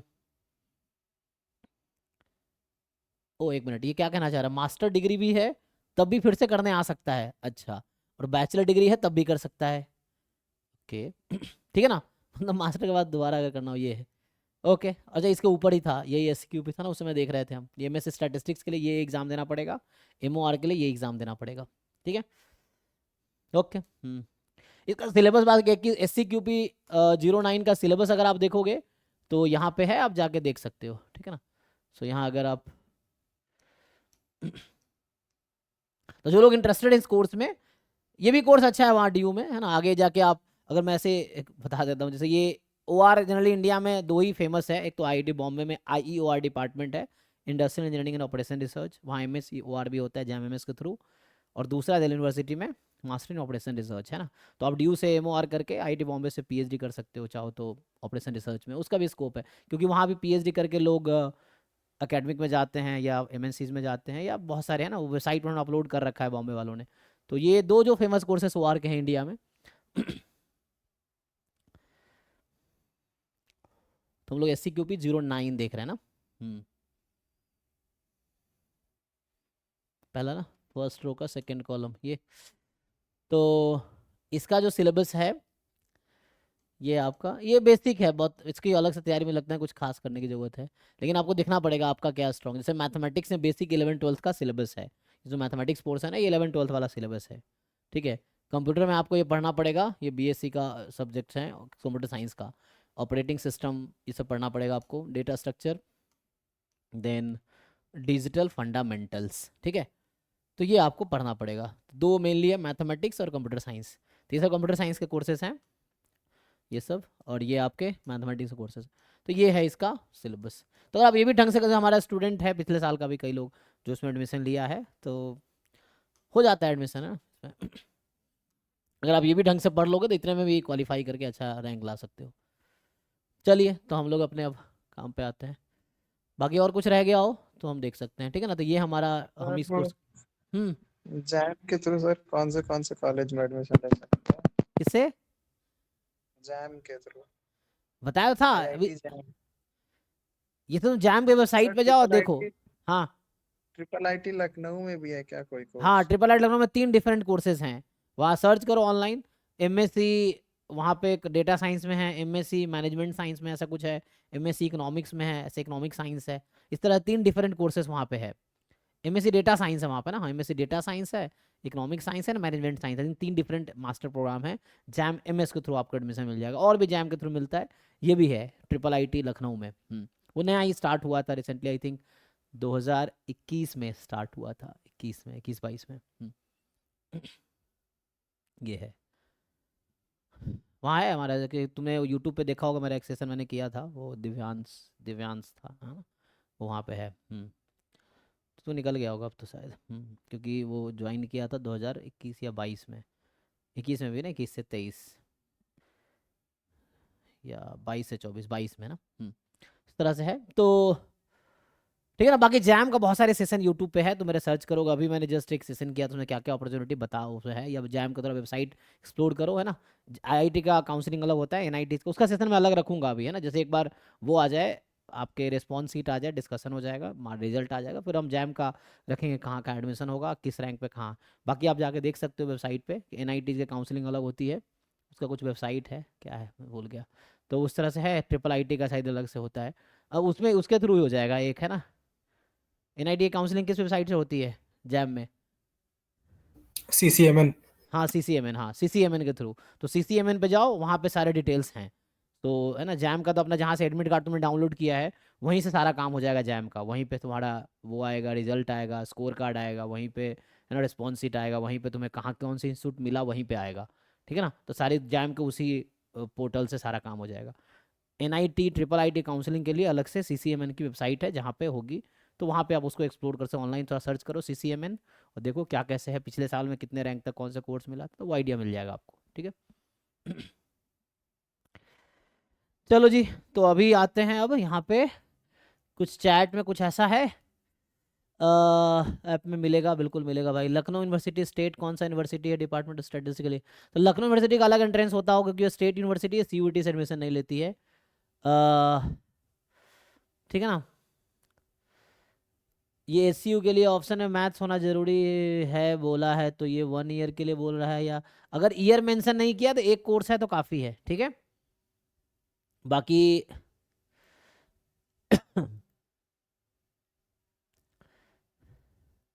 बीएचयू और डीयू हाई मार्क्स किसमें, क्या हाई मार्क्स किसमें चाहिए? जनरली बच्चे डीयू प्रेफर करते हैं, बाद में बीएचयू प्रेफर करते हैं। बहुत सारे बच्चे इनको दोनों मिलता है, फिर एक छोड़ देते हैं बाद में। ये है, क्योंकि जिनके अच्छे मार्क्स है वो तो उनको। और दिक्कत क्या है, यहाँ काउंसलिंग अलग अलग होती है, मतलब एक एक बच्चे को दोनों मिल जाता है एक साथ, फिर वो एक छोड़ता है तब जाकर दूसरों को मिलता है, क्योंकि यूनिवर्सिटीज वाइज काउंसलिंग होती है उसमें। When we can access question paper? Question paper जो है आपका वो तो ड्राइव में है।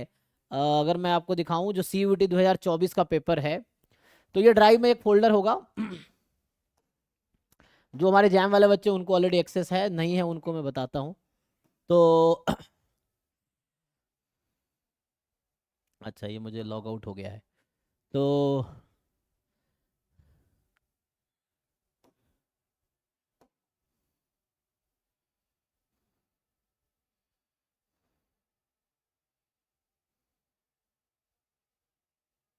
ये हमारा ड्राइव है ना, डिफरेंट फोल्डर्स है, इसमें बहुत सारे क्वेश्चन हैं इसमें। तो तुम्हें सीयूईटी का चाहिए, तो इसमें क्या करना है, पहले तो हमें होम पे जाना पड़ेगा। तो यहाँ बैक पे जाता तभी हो जाएगा।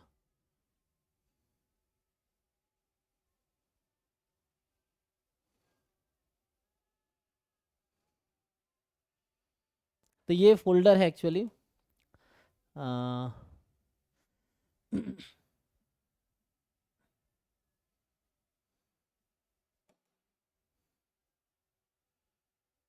तुम लोगों को ये लिंक होगा जो जैम वालों यहाँ पर डायरेक्ट पहुँचते होगे, जो लिंक ड्राइव का एक्सेस है जैम वाले बच्चों को। तो ये जब ओपन करते हो तो ये सब आपको मिलेगा।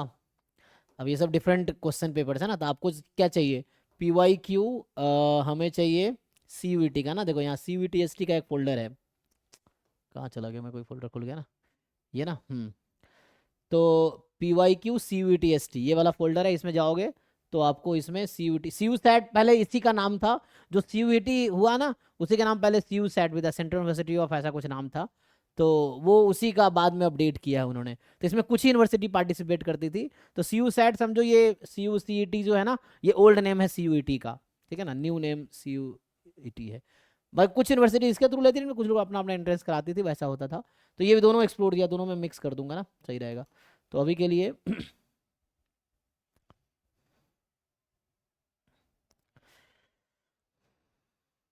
अब ये डिफरेंट ईयर से PU पंजाब यूनिवर्सिटी के, क्योंकि पहले अलग अलग पेपर होते हैं ना, 19 का अलग अलग है।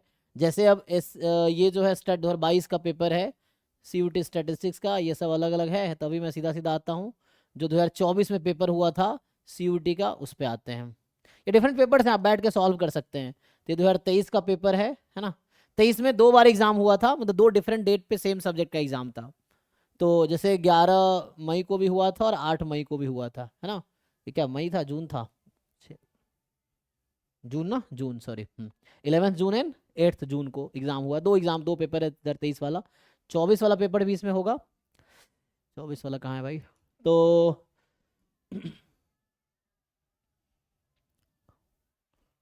ये लास्ट इसमें देखना पड़ेगा ना, इसमें 24 का ही पेपर होगा कहीं ना कहीं। ये रहा 24 का PYQ, ठीक है। इसे ये गेट CUET 2024 का पेपर है स्टैटिस्टिक्स का। तो 24 में एक दिन ही हुआ था, तो एक ही पेपर होगा। और इसमें बहुत क्वेश्चन गलत थे, मतलब 15 क्वेश्चन तो गलत थे इसमें, ठीक है।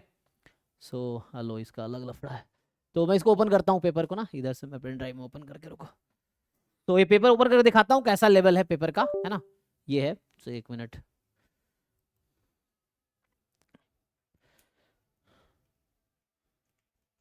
सर जो क्वेश्चन गलत हो गए थे उनके मार्क्स सबको मिले थे या फिर कैसे हुआ था? हाँ, मार्क्स टू ऑल हो जाता है, चाहे अटेम्प्ट किया हो नहीं किया हो, सबको मार्क्स मिलते हैं इसमें, ठीक है। Okay sir. एक मिनट, तो इसको कैसे ओपन करेंगे, इसमें डाउनलोड करने का ऑप्शन है।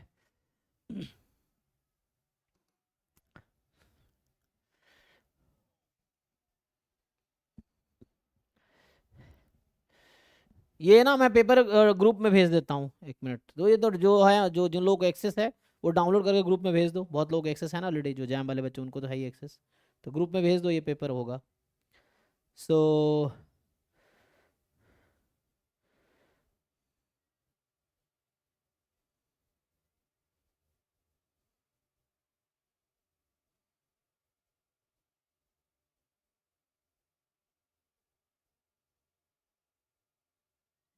सर मॉक टेस्ट और PYQ इनफ है या फिर कोई और बुक से भी क्वेश्चन प्रैक्टिस करनी होगी? नहीं, इतना काफ़ी है। मॉक टेस्ट PYQ आप कर लेंगे, इनफ है। PYQ कर लेंगे सिलेबस ढंग से, बुक से करेंगे तो और फायदा है। देखो, सीखने का कोई एंड नहीं है, लेकिन आप अगर मॉक टेस्ट और PYQ सॉल्व कर लेंगे तो प्रिपरेशन आपकी अच्छी हो जाएगी। इसी को बार बार रिवीजन करो। अब देखो, जरूरी नहीं कि हम ये बचपन में थोड़ी है कि जो मैं कराऊंगा वही क्वेश्चन आएगा। यहाँ पे होता है कि आपको जैसे जैम में बच्चे थे कि सर बहुत सारे क्वेश्चन नए नए आ गए, तो वो तो टेस्ट कर रहा है आपका ब्रेन कितना डेवलप हुआ प्रिपरेशन में। वो ये थोड़ी कह रहा है कि आप 4 क्वेश्चन दे रहा हूँ उसमें से ही आएगा, ऐसा थोड़ी जैम वाले कहते हैं। तो वैसे ही यहाँ भी सर है। बुक कौन सी अच्छी रहेगी? हाँ, बुक के लिए मैं क्या, गुप्ता कपूर वाली बुक आप पढ़ सकते हो। प्रसन्ना साहू वाली बुक है, थोड़े और अच्छे लेवल पे जाना है तो VK रोहतगी की बुक है, कैसेला बर्गर वाली बुक है, ये सब आप देख सकते हो, है ना। और एक बार में बुक भी अच्छे से समझ नहीं आता है, बुक को 2-3 बार ढंग से कवर करोगे तो बहुत अच्छी तरह आपको कॉन्सेप्ट समझ आएगा। कॉन्सेप्ट अच्छा है तो क्वेश्चन आप कर पाओगे। और एंट्रेंस में वैसा नहीं होता कि 100% मार्क्स लाना है। आप एंट्रेंस में आपको है ना कोशिश करना 50-60% नंबर भी सही सही ले आते हो अच्छे से, तो अच्छी जगह एडमिशन हो जाएगा, आपको टॉप रैंकर्स में रहोगे। ये है। और सर मैथ्स के लिए कौन सी बुक अच्छी रहेगी? हाँ, मैथ्स के लिए जो है तो आपको मैथ्स के लिए जैसे सिलेबस सीक्वेंस सीरीज के लिए है तो मलिक अरोड़ा की एक बुक आती है रे एनालिसिस की, या बार्टल सेवर्ट की बुक है, वो पढ़ सकते हो आप कॉन्सेप्टिकल अंडरस्टैंडिंग के लिए, ठीक है ना। या कोई कैलकुलस की बुक, क्रेजिंग की कैलकुलस की बुक आती है, या थॉमस फिन्नी की आती है। BS गरेवाल इंडियन ऑथर है, उनका कैलकुलस का बुक आता है ना। तो ये सब आप ऑनलाइन सर्च करोगे PDF मिल जाएगा। BS गरेवाल का एडवांस कैलकुलस नाम से बुक है, या क्रेजिंग का भी एडवांस कैलकुलस नाम से बुक है, कैलकुलस नाम से बुक है, एंटन वीवंस का है। स्ट्रॉस का आता है ना। कोई एक बुक लोगे सफिशिएंट है, बस आपको मेनली आपको जानना है फॉर्मूला, थ्योरम्स, और देन प्रैक्टिस करना है कि उस तरह क्वेश्चंस आएंगे तो कैसे सॉल्व करेंगे, ठीक है। एक मिनट, तो मैं पेपर ओपन कर रहा था, उसके लिए ना एक मुझे पासवर्ड चाहिए। ग्रुप में भेज दिया सर।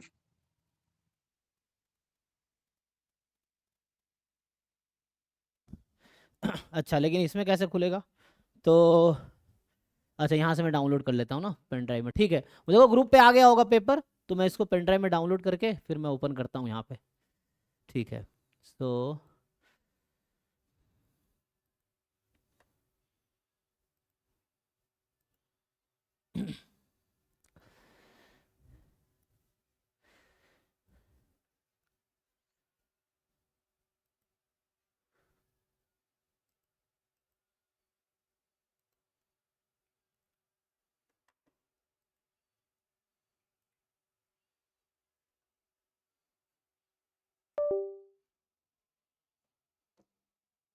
बाकी जो चैट वाले क्वेश्चन है मैं देखता हूँ ना, जो लोग चैट में भेजे हैं। और क्या है सर, ये एसयू में के लिए ऑपरेशन क्या है? अच्छा, ये तो हो गया ऑप्शन में, समझ गया इसका। और इसका हो गया था डी बी एच मार्क्स बता ही दिया। अगर आप 150 प्लस लाते हो तो पक्का आप डी बी एच जहाँ चाहो वहाँ एडमिशन होगा। इवन 110 पे भी एडमिशन हुआ है लास्ट ईयर, ठीक है। लास्ट ईयर भी एग्जाम 300 मार्क्स का ही हुआ था। सर लास्ट ईयर की मेरिट लिस्ट नहीं मिल रही। नहीं मिल रही है वेबसाइट पे? सर डी और BHU दोनों की नहीं है। अच्छा, क्योंकि वो कई बार ना वैसे अलग अलग 4-5 राउंड में एडमिशन होता है ना, कि पहले राउंड में मान लो सारे इंस्टीट्यूट में किसी बच्चे को मिल गया, फिर वो कैंसिल कराता है, एक जगह एडमिशन लेता है, फिर वैसे होता है। बट वो वेबसाइट पे होना चाहिए था, है ना। लेकिन फिर भी मैं बता रहा हूँ वही 110 120 मार्क्स।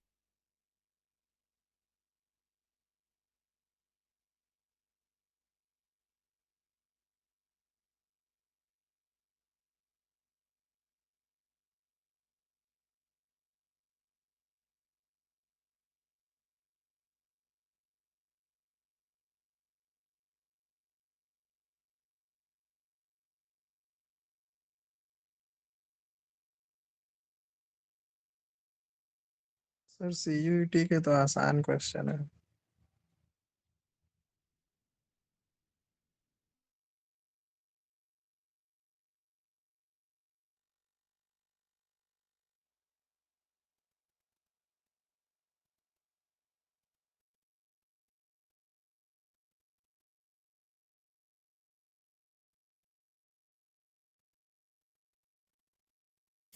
सर आवाज नहीं आ रही।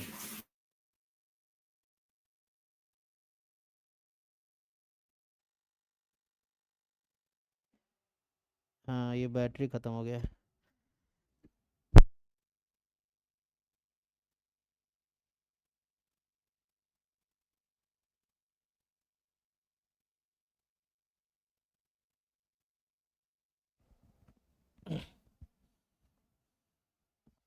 हाँ, मैं ये कह रहा था कि होता क्या है ना, सीयूटी में 100 प्लस मार्क्स पे एडमिशन हो जाता है। इवन देखो, जिसके 30-40 नंबर भी है ना, उसको भी दूसरे सेंट्रल यूनिवर्सिटी में एडमिशन हो जाएगा अदर देन DUBHU। मतलब तुम 30-40 नंबर ले आओ, मतलब 50, चलो सेफ स्कोर होता है 50 प्लस तुम्हारे मार्क्स है 300 में से ना, तो DUBHU छोड़ के तुम जहाँ चाहो वहाँ एडमिशन हो जाएगा 50 प्लस में। उसकी वजह ये है ना, जो अच्छे रैंक वाले बच्चे हैं, अच्छे मार्क्स वाले, वो सब जैम के थ्रू आगे, वो जो जैम एडमिशन ले लेते हैं IITs में, तो बाकी जो है उसका उनमें से कटअप बनेगा, है ना। बाकी DUBHU का है तो 150 प्लस का टारगेट रखो, अच्छा रहेगा। 150 प्लस मतलब लेके आओ, तो उसके लिए 200 प्लस मार्क्स का अटेम्प्ट करो।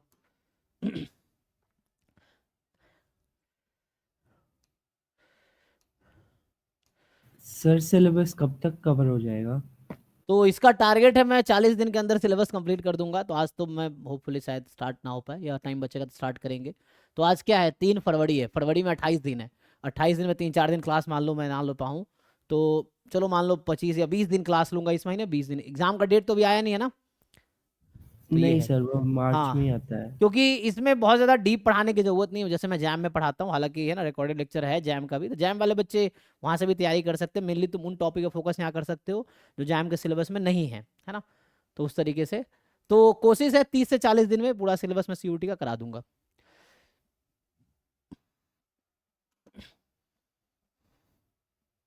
सीयूईटी में सर सीधा सीधा क्वेश्चन है। हाँ स्ट्रेट फॉरवर्ड है, मतलब आपको मतलब डेफिनेशन पता है, थ्योरम पता है, तो स्ट्रेट फॉरवर्ड है, क्योंकि वजह ही है ना। अभी सर हाँ जो जैम का देख रहा है उसमें कुछ नहीं तो उसके ऊपर लिए। से हाथ चला गया।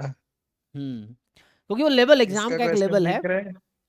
हाँ सर, इसका क्वेश्चन देख रहे सीयूईटी का भी तो लग रहा है कि कुछ सब सीधा सीधा क्वेश्चन है। हाँ फॉर्मूला लगाओ आंसर। बस सीधा सीधा है। जैसे ये डबल इंटीग्रेशन का है कि region are bounded by x0 this then integrate करो over this region. Basic double integration calculus पे है। देख लो कैसे क्वेश्चन आते हैं, जो लोग पूछते हैं कैसे क्वेश्चन आते हैं सीयूटी में, एक बार देख लो, जैसे बता देता हूँ। तो ये क्वेश्चन जो आपका नेक्स्ट है रैंडम वेरिएबल का है, ये आपको वो दे रखा है, पीडीएफ दे रखा है ना। X random variable PDF fx given by this, और first quartile q is the point such that, तो आपको फर्स्ट क्वार्टाइल का डेफिनेशन लिख दिया है कि CDF एट Q1 इज 1/4 है ना, फर्स्ट क्वार्टाइल। फिर y1 y2 y3 ordered sample है, विजिबल है तो ग्रुप में देख लेना। Size 3 from the distribution of x, then y2 more than Q1 क्या आएगा, तो सिंपल है, तो वहां से क्वार्टाइल पहले निकाल लो, फिर बस उसके अकॉर्डिंग आ जाएगा आंसर। फिर इसका डिस्ट्रीब्यूशन। हाँ CDF लिख के फिर वहां से पुट करके आ जाएगा सिंपली। ये क्वेश्चन हो गया रैंडम वेरिएबल का, ऑर्डर स्टैटिस्टिक्स यूज हुआ, क्वांटाइल यूज हुआ।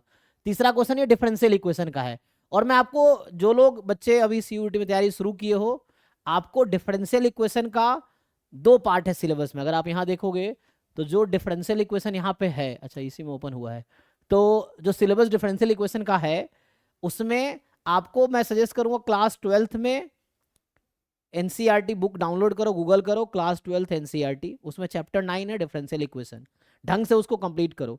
वो जो 12th क्लास में जो डिफरेंशियल इक्वेशन आपने पढ़ा होगा वो सीयूटी का भी पार्ट है, और ये क्वेश्चन इवन क्लास 12th का ही है, मैं बता दूं क्लास 12th के एनसीईआरटी में भी ये क्वेश्चन है। तो इस तरह का ये जो क्वेश्चन है, जैसे वहां पे आपने पढ़े होंगे कि डिफरेंशियल इक्वेशन क्या होता है, ऑर्डर डिग्री क्या है, फॉर्मेशन ऑफ डिफरेंशियल इक्वेशन कि नंबर ऑफ आर्बिट्री कांस्टेंट जितने होते हैं उतनी बार डिफरेंशिएट करके आर्बिट्री कांस्टेंट को हटा देते हो, 12th क्लास वाला बता रहा हूँ मैं। फिर आता है डिफरेंशियल इक्वेशन सॉल्व करना, तो मेजरली वहाँ 3 मेथड था, वेरिएबल सेपरेबल, होमोजीनियस और लीनियर डिफरेंशियल इक्वेशन, ये क्लास 12th में है। तो ये टॉपिक तो ये पूरा यहाँ भी है। तो डिफरेंशियल इक्वेशन की तैयारी अगर आप क्लास 12th के एनसीईआरटी वाली बुक से डिफरेंशियल इक्वेशन के सारे एग्जाम्पल एक्सरसाइज कर लोगे ना, सारे क्वेश्चन अगर कर लोगे 12th क्लास वाली, तो 50% 60% क्वेश्चन तुम्हारा हो गया उससे, सिलेबस डिफरेंशियल इक्वेशन का वहीं से, क्योंकि वही है फर्स्ट ऑर्डर डिफरेंशियल इक्वेशन, वही है जो वहाँ पे है। थोड़े एक्स्ट्रा है जो मैं कराऊंगा, एग्जैक्ट डिफरेंशियल इक्वेशन और ये सब मैं कराऊंगा। तो ये इवन जस्ट आपको याद हो x/y का फंक्शन होता था होमोजीनियस डिफरेंशियल इक्वेशन, होमोजीनियस से हो जाएगा, ठीक है ना। y क्या लेते हैं, v is equal to y upon x या x/y, हाँ तो उससे हो जाएगा सिंपली, तो उससे इजिली हो जाएगा। ये होमोजीनियस डिफरेंशियल इक्वेशन पे है कि x/y को भी मान लो, ये x इक्वल टू vy, उससे हो जाएगा। ये क्या है, ये आपके पास following the frequency distribution of random variable x, तो फ्रीक्वेंसी मतलब वही मुझे लग रहा है पीडीएफ है, यूनिफॉर्म 0 लैम्डा है, एंड हाइपोथेसिस का क्वेश्चन है, h0 है 1, h1 है, और देखो इसने h0 लिख दिया है ना, हमारे टेस्ट में जैसे गलतियां होती है वैसे ही। तो h0 h1 होगा, h0 इज लैम्डा 1 और h1 लैम्डा 2। सो सिंगल ऑब्जर्वेशन x पे है, तो साइज ऑफ टाइप 2 एरर, मतलब टाइप 2 एरर पूछ रहा है इस क्रिटिकल रीजन का, ठीक है ना। क्या लिख रहा है, the size of type 2 error, मतलब टाइप 2 एरर की मतलब प्रोबेबिलिटी पूछ रहा है, और क्रिटिकल रीजन है x more than equal to 1/2, तो डेफिनेशन लगाना है सिंपल आपको टाइप 2 एरर का। The relation between correlation ratio and correlation coefficient, ठीक है ना। तो ये आई थिंक डिस्क्रिप्टिव स्टैटिस्टिक्स का है, तो उसका एक डायरेक्ट रिलेशन है, थ्योरम है, फॉर्मूला है, उससे आ जाएगा। ये consider randomise block design of 2 square factorial in are applications, the degree of freedom of the error term. Again ये डिजाइन ऑफ एक्सपेरिमेंट का है, straight forward theorem based question है, 1n/2n टेबल याद है तो उससे हो जाएगा। तो जस्ट आपसे फॉर्मूला बेस्ड क्वेश्चन है कि 2 स्क्वायर फैक्टोरियल डिजाइन में क्या होता है degree of freedom error term का, तो ये थ्योरम है, उससे आज मतलब डेफिनेशन और थ्योरम ढंग से याद है ना तो हो जाएगा। ये the round off error to the 2 decimal place of the uniform distribution on interval -0.05 to +0.05 uniform distribution है। The probability that absolute error in the sum of 1000 sample is less than 2, तो कहीं ना कहीं आप समझ सकते हो सेंट्रल लिमिट थ्योरम टाइप का क्वेश्चन है। सैंपल साइज दिया है, अच्छा absolute error in the sum of 1000 ना, 1000 नंबर है ना हमारे पास, तो उसका एब्सोल्यूट एरर का बोल रहा है कि एब्सोल्यूट एरर जो है in the sum of this 1000 number is less than 2, तो उससे आ जाएगा, अप्रोक्सीमेशन से आ जाएगा, ठीक है ना। यूनिफॉर्म में अप्रोक्सीमेट कर देंगे तो उससे कुछ सेंटिमेंट थ्योरम टाइप का चीज, क्योंकि एन यहाँ लार्ज है ना, तो उससे आ जाएगा। फिर नेक्स्ट क्या है, R be the observed multiple correlation coefficient of a variable with k variable in a sample of size n from k+1 variable normal population if rho is the corresponding multiple correlation coefficient of the population, then h naught है rho is equal to 0 against h1 है rho I think not equal to 0 ना। then test statistics क्या होगा, तो ये hypothesis का है लेकिन थोड़े अलग है ना, उससे मल्टीपल कोरिलेशन कोएफिशिएंट से रिलेटेड पूछिए, ये भी फॉर्मूला बेस्ड ही है हालांकि। ये रिग्रेशन टाइप का लग रहा है, उस तरह से कुछ, लेकिन वहाँ उसमें टेस्टिंग है। नेक्स्ट में क्या है कि एक सिंपल फंक्शन दे दिया आपको, पूछ रहा है point of maxima point of minima, तो इसके लिए भी जो कैलकुलस पोर्शन के लिए भी एक बार आप, जो बच्चे तैयारी शुरू कर रहे हैं सीयूटी का, जिन्होंने जस्ट बीएससी कॉलेज में किया है, जैम की तैयारी किए ही नहीं है, उनके लिए मैं ये कहूंगा कि ये सब पार्ट, ये भी 11th-12th का ही है मोस्टली, तो point of maxima point of minima infection point, ये सब 11th-12th में था वन वेरिएबल कैलकुलस में।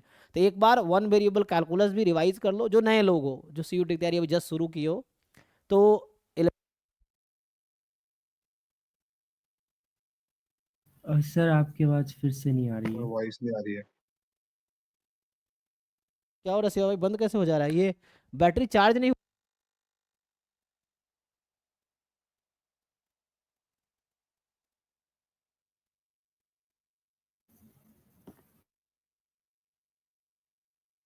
बैटरी चार्ज नहीं है, खराब हो गया क्या बैटरी।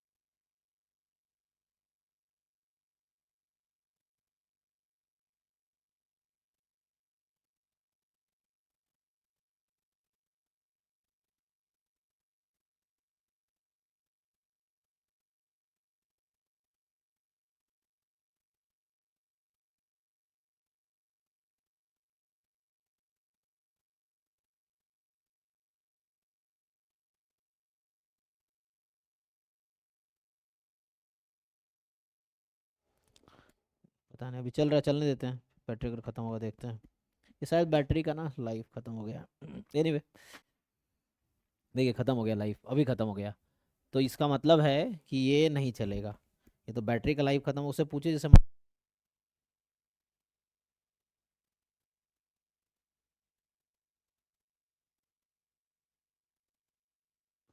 सर फिर से आवाज नहीं आ रही आपकी।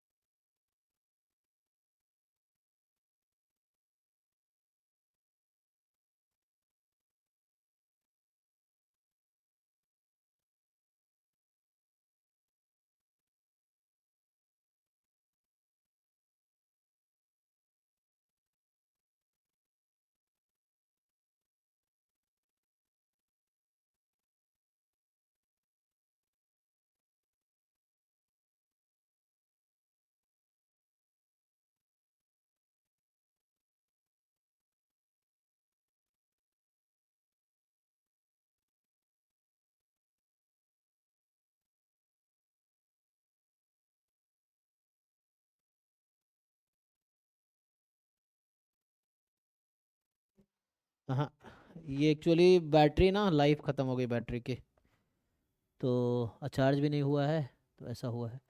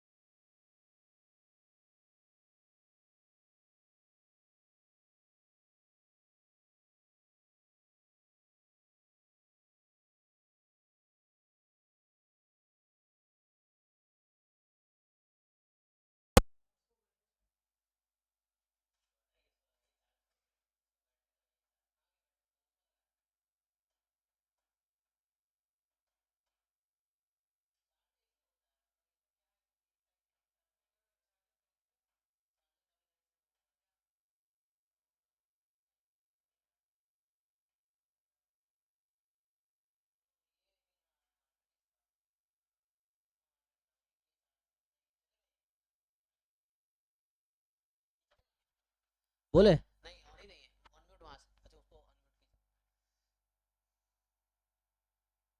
आ रही है आवाज़? आवाज़ आ रही है?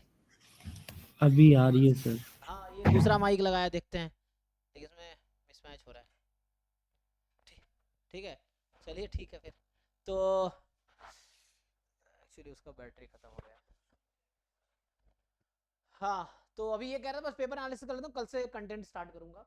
तो ये मैक्सिमम मिनिमा का है, तो इसके लिए आपको सिंपल, जो नए बच्चे हैं उनके लिए 11th-12th का एक बार कैलकुलस भी रिवाइज कर लो, डिफरेंशिएशन, इंटीग्रेशन, है ना, application of derivative, application of integration, differential equation, ये सब कैलकुलस पूरा रिवाइज कर लो, लिमिट, कॉन्टिन्यूटी, डिफरेंशिएबिलिटी, ये सब यहाँ पे है, ठीक है ना, जैसे देख लो। तो ये मैक्सिमम मिनिमा क्वेश्चन है, ये आप कर सकते हो। ये जो क्वेश्चन नेक्स्ट है, आपको जॉइंट पीडीएफ दे रखा है XY का, और आपको EY given X given Y, है ना, मतलब E of Y given X, variance of Y given X पूछ रहा है, मतलब सिंपल ये बाई वेरिएट का है, कंडीशनल वेरिएंस और कंडीशनल मीन आपसे पूछ रहा है। यहाँ पे पीडीएफ दे रखा है आपको, ये गामा होगा, और मीडियन पूछ रहा है क्या आएगा, है ना, MD अगर मीडियन है तो क्या रिलेशन होगा इसमें, यही ना, कि इसमें क्या रिलेशन है MD में। सिंपल है, CDF को हाफ के इक्वल रख दो, उससे आ जाएगा। इधर क्या है, value of C for the Rolle's theorem, और ये रोल्स थ्योरम क्लास 11th-12th में भी था, मैं फिर से कह रहा हूँ, तो Rolle's theorem, mean value theorem, ये सब एप्लीकेशन ऑफ डेरिवेटिव में आ जाएगा, ठीक है। तो ये रोल्स थ्योरम का है कि C की वैल्यू क्या होगी, इस फंक्शन में अगर रोल्स थ्योरम लगाओगे तो क्या होगा, ठीक है। एंड यहाँ पे सिस्टम ऑफ लीनियर इक्वेशन, है ना, सिस्टम ऑफ लीनियर जब क्वेश्चन हो गया, तो सिस्टम ऑफ लीनियर इक्वेशन है, बोल रहा है इसके पास इनफिनाइट सॉल्यूशन है, तो बताओ लैम्डा और म्यू क्या होगा। तो रैंक के थ्रू भी जा सकते हो, डिटर्मिनेंट के थ्रू भी जा सकते हो, क्योंकि 3x3 का बनेगा, तो वैसा सोच सकते हो आप। यहाँ पे क्या आपके पास CDF दे रखा है, पूछ रहा है 1 से 5 के बीच का प्रोबेबिलिटी बताओ, तो ये तो सिंपल फॉर्मूला बेस्ड हो गया। सर ये सब 4 नंबर का क्वेश्चन है? हाँ, ईच क्वेश्चन 4 मार्क्स का है, क्योंकि पेपर 300 मार्क्स का टोटल है, ईच क्वेश्चन 400 मार्क्स का है, और हर क्वेश्चन में 1 मार्क्स नेगेटिव मार्किंग है ना, ये सब 4 मार्क्स का क्वेश्चन है। ये है, क्योंकि 90 मार्क्स ही है 75 क्वेश्चन करने के, 90 मिनट्स हैं 75 क्वेश्चन करने के लिए, से लेवल बहुत ज्यादा नहीं है, 4 मार्क्स ईच क्वेश्चन का है। ये भी आपका जॉइंट पीडीएफ दे रखा है, और आपसे पूछ रहा है E of X1 into X2 square होना चाहिए, कॉमा लगा दिया है ना, तो ये E1 X1 into X2 square आएगा। तो बताओ ना, इस पेपर में 15 क्वेश्चन मार्क्स टू ऑल हुआ था, मतलब 15 क्वेश्चन गलत थे, तो 15 क्वेश्चन के आंसर के में मार्क्स टू ऑल था अप्रॉक्स, ठीक है। तो इस तरह क्वेश्चन से यहाँ भी कॉमा लगा दिया, E of X1 X2 square, कोई मीनिंग ही नहीं है, तो यहाँ पे सर थोड़ा जो सॉल्व किया होगा उसका तो टाइम वेस्ट हो गया फिर तो। हाँ, इसीलिए, लेकिन मार्क्स सबको मिलते हैं, ये है, क्योंकि हो सकता है किसी ने टिक ना किया हो, क्योंकि उसको लगाओ क्वेश्चन गलत है, तो ये भी लॉजिक है। तो इस तरह सर से इससे ज्यादा अच्छे क्वेश्चन जैम में थे, फिर भी 2 मार्क्स मिलते। 2 मार्क्स मिलते हैं, हाँ 1 मार्क्स के थे सर, कितने तो 1 मार्क्स, कितने हार्ड क्योंकि वहाँ ईच क्वेश्चन 1 मार्क्स के या 2 मार्क्स के, 2 ही ऑप्शन वहाँ पे है ना, इस तरह से हार्ड आते हैं, क्योंकि वहाँ पे बच्चों का वो लेवल है, एग्जाम अपना एग्जाम का एक स्टैंडर्ड है, तो जैम का एक अपना एक स्टैंडर्ड और लेवल है ना, ये चीज है। सो यहाँ पे कंसीडर लैटिंग स्क्वायर डिजाइन, तो ये आपका डिजाइन ऑफ एक्सपेरिमेंट का क्वेश्चन है, ठीक है, ये भी जस्ट थ्योरम है, तो पूछ रहा है कि row coefficients of the LSD is given by, है ना, ये डिजाइन एडजस्टमेंट का है। ये आपके पास है y1 y2 y3 y4 can be written as a following 3 mutually orthogonal contrast this then sum of square due to mutually orthogonal contrast. ये भी डिजाइन एक्सपेरिमेंट का ही है, बहुत सारे क्वेश्चन आउट ऑफ सिलेबस भी था पिछले बार डिजाइन का। ये आ गया सेकेंड ऑर्डर डिफरेंशियल इक्वेशन, जो हो सकता है 11 12 में, मतलब 11 12 में नहीं है, ये ग्रेजुएशन में आपने पढ़ा होगा या नहीं पढ़ा होगा तो मैं कराऊंगा। तो ये सेकेंड ऑर्डर डिफरेंशियल इक्वेशन है, उसका सॉल्यूशन निकालना है। ये जो आपके पास है एक्स बाइनोमियल 1 थीटा है, तो फीचर इन्फॉर्मेशन बताना है, फॉर्मूला बेस्ड है फीचर इन्फॉर्मेशन जो आई थीटा होता है, तो आई थीटा की वैल्यू निकालनी है बर्नौली में, ठीक है। तो उस तरह आ जाएगा। 20वां जो है कि dwelling units occupied by the owners in the city A and B spread over 105 blocks. The sample of 15 blocks was selected by simple random sampling without replacement. ये सैम्पलिंग का क्वेश्चन है। तो अब डेटा दे रखा है तो पूछ रहा है EST ऑफ दिस क्या हो गई, मतलब ये सैम्पलिंग का क्वेश्चन है, ठीक है ना। नेक्स्ट आपको सिंपल एक फंक्शन दे रखा है, मतलब पीडीएफ दे रखा है और मीडियन पूछ रहा है आपसे, है ना। तो एक पीडीएफ दे दिया, पूछा मीडियन बताओ क्या होगा। नेक्स्ट में regression line x2 on x1 and x1 on x2 दे रखा है, 2 लाइन आपको, और पूछ रहा है कि सिग्मा क्या है x1 अपॉन समथिंग,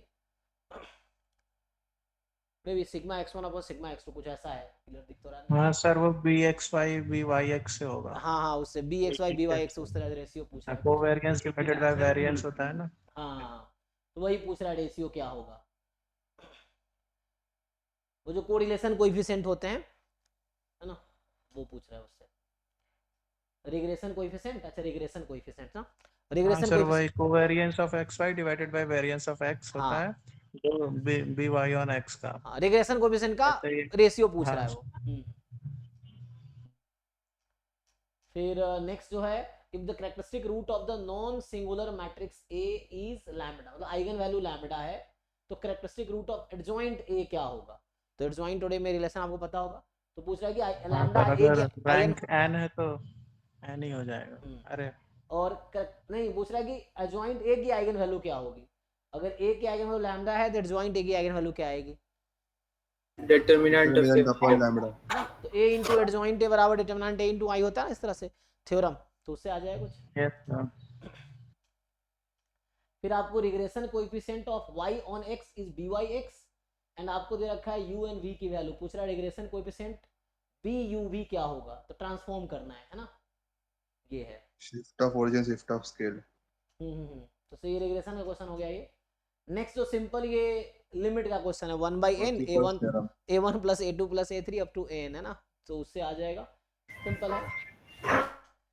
नेक्स्ट आपका एक बोल रहा है xn रियल सीक्वेंस है, an plus 1 upon an l है, l लेस देन 1 है, 0 हो गया सर, ये तो क्योंकि सीरीज कन्वर्जेंट हो जाएगी, और सीरीज कन्वर्जेंट हो गई तो 4 नंबर मिल लिमिट गया। 0 हो गया, हाँ डायरेक्टली आ गया इससे। सो ये सीक्वेंस सीरीज का था। Solution of the differential equation, ये फर्स्ट ऑर्डर डिफरेंशियल इक्वेशन है, ठीक है ना, तो उसको सॉल्व करना है वेरिएबल सेपरेशन से, या इसमें थोड़ा वो करना पड़ेगा सब्स्टिट्यूशन टाइप का करके, पहले कांस्टेंट को हटाना पड़ेगा।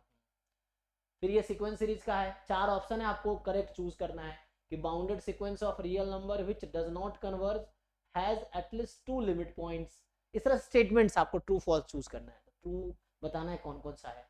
Unbounded sequence of real number from below, है ना, एक अनबाउंडेड सीक्वेंस है रियल नंबर का from below, then minus infinity is the limit point, a की पावर 1/n की लिमिट 1 होगी जब a नेगेटिव है ना, इस तरह 4 स्टेटमेंट आपको ट्रू चूज करना है। द सीक्वेंस का क्वेश्चन है ये आपके पास gt दे दिया है, एक फंक्शन है ना, आई थिंक ये कौन सा डिस्ट्रीब्यूशन है, if gt is this distribution t है सर, हाँ t है ना, और फिर आपको मेजर ऑफ कर्टोसिस पूछ रहा है इसमें आपसे, इस तरह से है, तो उससे आ जाएगा, और फॉर्मूला डायरेक्टली आ जाएगा। ये आपको एक सिंपल फंक्शन दे दिया, आप पूछ रहा है कि f डैश x कॉन्टिन्यूअस है 0 पे, f double dash x continuous 0 पे, f डैश 0 एग्जिस्ट करता है, f डबल डैश 0 तो एमए का क्वेश्चन है पीवाईक्यू। हाँ तो ये पूछ रहा है जस्ट, है ना, ढंग से प्रोफिटिंग में नहीं किया, कंटिन्यू क्या होता है, कंटिन्यूअस लिखना चाहिए। सो नेक्स्ट है आपके पास एक इस तरह से मैच करना है आपको, Hermitian matrix, skew symmetric, unitary, linear का क्वेश्चन है। फिर इधर आपको उसके साथ मैप करना है कि कौन किसके साथ सुटेबल होगा। फिर इधर जो है आपके पास ये फंक्शन है और इसका एक्सपेंशन है, टेलर सीरीज एक्सपेंशन या मैक्लॉरेन सीरीज एक्सपेंशन। सो इसमें आपके पास ये है, इसको मैच करना है किसके साथ सीरीज एक्सपेंशन मैच करेगी, है ना। और इधर ज्वाइंट पीडीएफ दे दिया है, ये प्रोबेबिलिटी निकालना है, x1 0 से 1/4, x2 0 से, डबल इंटीग्रेशन कर दो, आ जाएगा सीधा सीधा डबल इंटीग्रेशन से, ठीक है। सो नेक्स्ट में आपको सिंपल एक पीडीएफ दिया एक्सपोनेंशियल 1/थीटा का, h0 है थीटा बराबर 2, h1 है थीटा बराबर 1, और आपको रैंडम सैंपल साइज 2 का लेना है। तो क्रिटिकल रीजन भी दे रखा है कि critical region x1 + x2 more than equal to 9.5 है। तो आपको सिग्निफिकेंस लेवल निकालना, मतलब साइज ऑफ द टेस्ट है क्या है, फॉर्मूला जस्ट यूज करना है आपको और कुछ नहीं, तो उससे हो जाएगा। एक्सपोनेंशियल का सम गामा होता है ना, और गामा को आप ले आ सकते हो काई स्क्वायर में, तो वही इसने किया है, काई स्क्वायर में रिड्यूस करो उसको, एक्सपोनेंशियल का सम गामा, गामा से काई स्क्वायर बना लो।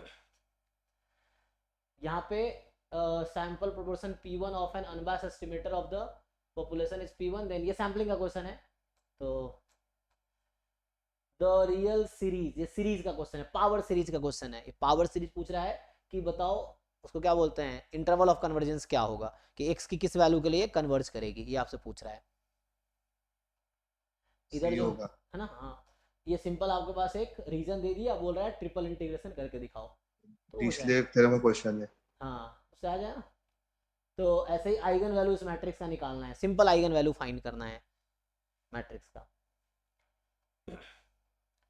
यहाँ आपको x दे रखा है, नॉर्मल 0 1 है, y x plus mod x है, ये जैम का PYQ है बाय द वे, बहुत पुराना 2007 8 9 10 में से मिल जाएगा उधर। तो ठीक है ना, नॉर्मल 0 1 है, x प्लस मॉड x, तो बताओ EYQ क्या होगा, ये निकालना है। एंड इधर t भी the unbiased estimated of theta, t square unbiased estimated theta square का। तो आपको पूछ रहा है the extent of the bias in the estimator, मतलब बायस निकालना है टी स्क्वायर का, इस किसके टर्म में आएगा, फॉर्मूला है सिंपल बायस और मीन स्क्वायर में ना, क्या आएगा ओपन करना होगा। From a data relating to the yields of dry, क्या लिखा है, bank x1, height x2, girth x3 of 20 plants, the following correlation coefficient is given by R12, अच्छा correlation coefficient 1 2 है ना, R1 2 R1 से R2 3 देते हैं मल्टीपल, ये सिंपल फॉर्मूला बेस्ड क्वेश्चन है, ये फॉर्मूला से आ जाएगा। फिर A be the skew symmetric matrix, then matrix B of appropriate order, क्या है, B की power theta AB is B theta, यहाँ मतलब B थीटा इज ट्रांजुगेट, थीटा का मतलब ट्रांजुगेट, ट्रांसपोज एंड कॉन्जुगेट टुगेदर, है ना। तो इस तरह से ट्रांजुगेट है, वो लिखा भी है B theta is transpose conjugate. तो पूछ रहा है कि क्या होगा अगर A स्क्यू हर्मिशियन है, तो B ट्रांसपोज AB क्या होगा वो बताना है आप, ठीक है। तो निकाल कर देख सकते हैं easily. Point of local minima of the function, ये 2 वेरिएबल फंक्शन है, आपको पॉइंट ऑफ लोकल मिनिमा बताना है, ठीक है। इधर आपके पास एक रिग्रेशन मॉडल है, yi β1 + β2 xi plus epsilon i की जगह आई थिंक ui कुछ लिखा है। तो β1 β2 had estimate of it is covariance, direct formula होता है, ठीक है ना। तो ये अभी कराऊंगा ये सब अभी, तो ये डायरेक्ट फार्मूला है दोनों बीच का। y1 y2 y3 y4 denote the order statistics from random sample from distribution, ये 2x है ना, बीटा डिस्ट्रीब्यूशन हो जाएगा। तो आपसे पूछ रहा है कि बताओ y3 मोर देन हाफ क्या होगा। एंड यहाँ पे 2 सीरीज आपको दे दिया है, ये भी जैम मेलोडी ये भी जैम का PYQ है। हाँ, तो जस्ट 2 सीरीज दिया, आपको पूछ रहा है कन्वर्जेंट है कि नहीं, ये बताओ। सिंपल P टेस्ट से हो जाएगा, है ना। x1 x2 xn random sample है, नॉर्मल μ, 2 से, तो पूछ रहा है 1/n summation xi² is an unbiased estimate of, तो इसका एक्सपेक्टेशन निकालना है जस्ट आपको, जो भी एक्सपेक्टेशन आएगी वो अनबायस्ड एस्टिमेटर ना, किसका अनबायस्ड एस्टिमेटर होगा ये, तो इसका एक्सपेक्टेशन जिसके इक्वल आएगा ना, expectation of t is theta, तो t is unbiased estimate of theta, तो वो है, इसका एक्सपेक्टेशन निकालना, उससे देख लेना क्या आंसर आएगा। x have binomial n, p distribution, the MLE of variable x/n is, दे रखा है ये, which is consistent but not unbiased. An unbiased estimate is obtained by multiplying MLE by, अच्छा तो आपको बता रखा है कि जो है ना, लेकिन x upon n in terms of बोलना चाहिए ना, कि MLE जो होगा कुछ इस तरह से है ऑफ x बाई n, ठीक नहीं है ना, कि थीटा बाई n या इस तरह कुछ होना चाहिए, सब एरर है इसमें, क्योंकि MLE किसका निकालते हैं, पैरामीटर का, ये वेरिएबल का MLE कैसे निकालेंगे, तो कुछ ऐसा यहाँ पे होगा, थीटा उटा होगा कुछ, दिस इज दिस, तो पूछ रहा है कि MLE को किससे मल्टीप्लाई करे कि अनबायस्ड एस्टिमेटर हो जाए, ये है थोड़ा इस क्वेश्चन में करेक्शन चाहिए होगा। आपको टू वेरिएबल फंक्शन दे रखा है, पूछ रहा है कि कोवेरिएंस इन दोनों के बीच का किसके इक्वल आएगा, ठीक है, ये है, ये फॉर्मूला ही है, हालांकि सिंपली आप फॉर्मूला से बता पाओगे।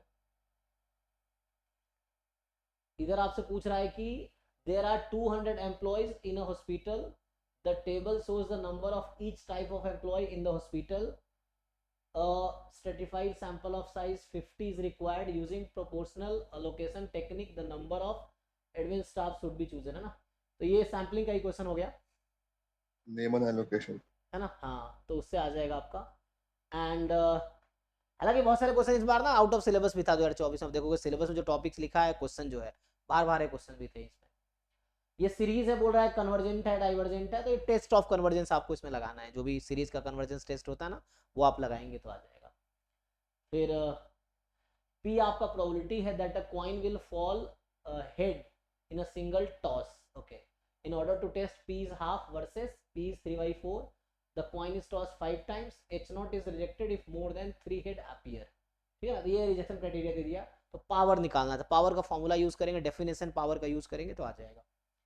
एंड 53 में ज्वाइंट पीडीएफ दे दिया XYZ का, पूछ रहा है CDF ऑफ XYZ क्या होगा, अगर ये पीडीएफ है वो इंडिपेंडेंट, आप देखेंगे इंडिपेंडेंट एक्सपोनेंशियल है तीनों, तो CDF भी क्या होगा, प्रोडक्ट ऑफ CDF लिख लो तो ऐसा आ जाएगा। X रैंडम वेरिएबल है such that probability X more than equal to half plus X equal this, तो ये डेफिनेशन है मीडियन का, हाफ इज द मीडियन, ठीक है ना, तो उससे आ जाएगा।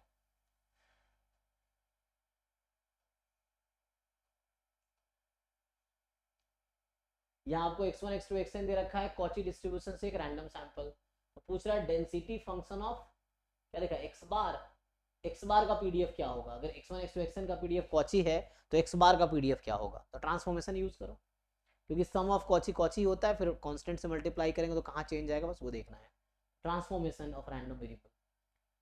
ये आपको x1 x2 x3 x4 4 point दे दिया, ऑब्जर्व्ड वैल्यू है और एक पीडीएफ है, इसको है ना, मतलब 2-3 पीडीएफ का कॉन्वेक्स कॉम्बिनेशन ले लिया है, और आपसे पूछ रहा है मेथड ऑफ मोमेंट एस्टिमेटर बताओ, इस तरह क्वेश्चन एग्जाम में भी आए हुए हैं, मेथड ऑफ मोमेंट एस्टिमेटर निकालो। फिर ये कंसीडर रैंडमाइज ब्लॉक डिजाइन, ये रैंडम है ना, रैंडम उसका है डिजाइन ऑफ एक्सपेरिमेंट का, तो आपको ये सिंपल थ्योरम पूछ रहा है कि efficiency of the RBD compare to completely randomise design क्या होगा, तो ये थ्योरम है, मतलब सिंपल फॉर्मूला है ये सब। x1 x2 IID random sample size 2 का स्टैंडर्ड नॉर्मल डिस्ट्रीब्यूशन से है, तो बताओ डिस्ट्रीब्यूशन ऑफ दिस, ये भी इजी है, ट्रांसफॉर्मेशन का क्वेश्चन है, ठीक है ना, ट्रांसफॉर्मेशन करना है यहाँ पे। एक मैट्रिक्स दे दिया, पूछ रहा है a की पावर 5 क्या होगा, 2-3 बार मल्टीप्लाई करोगे आ जाएगा, या तो आप कैली हैमिल्टन थ्योरम टाइप का लगा सकते हो कैरेक्टरिस्टिक पॉलीनोमियल निकाल के, और नहीं तो मल्टीप्लाई करके भी देख सकते हो। ये ज्वाइंट पीडीएफ आपको दे दिया है और y आपको दे दिया है, पूछा है EY बताओ, तो इजी है ना, मार्जिन निकाल के कर सकते हो।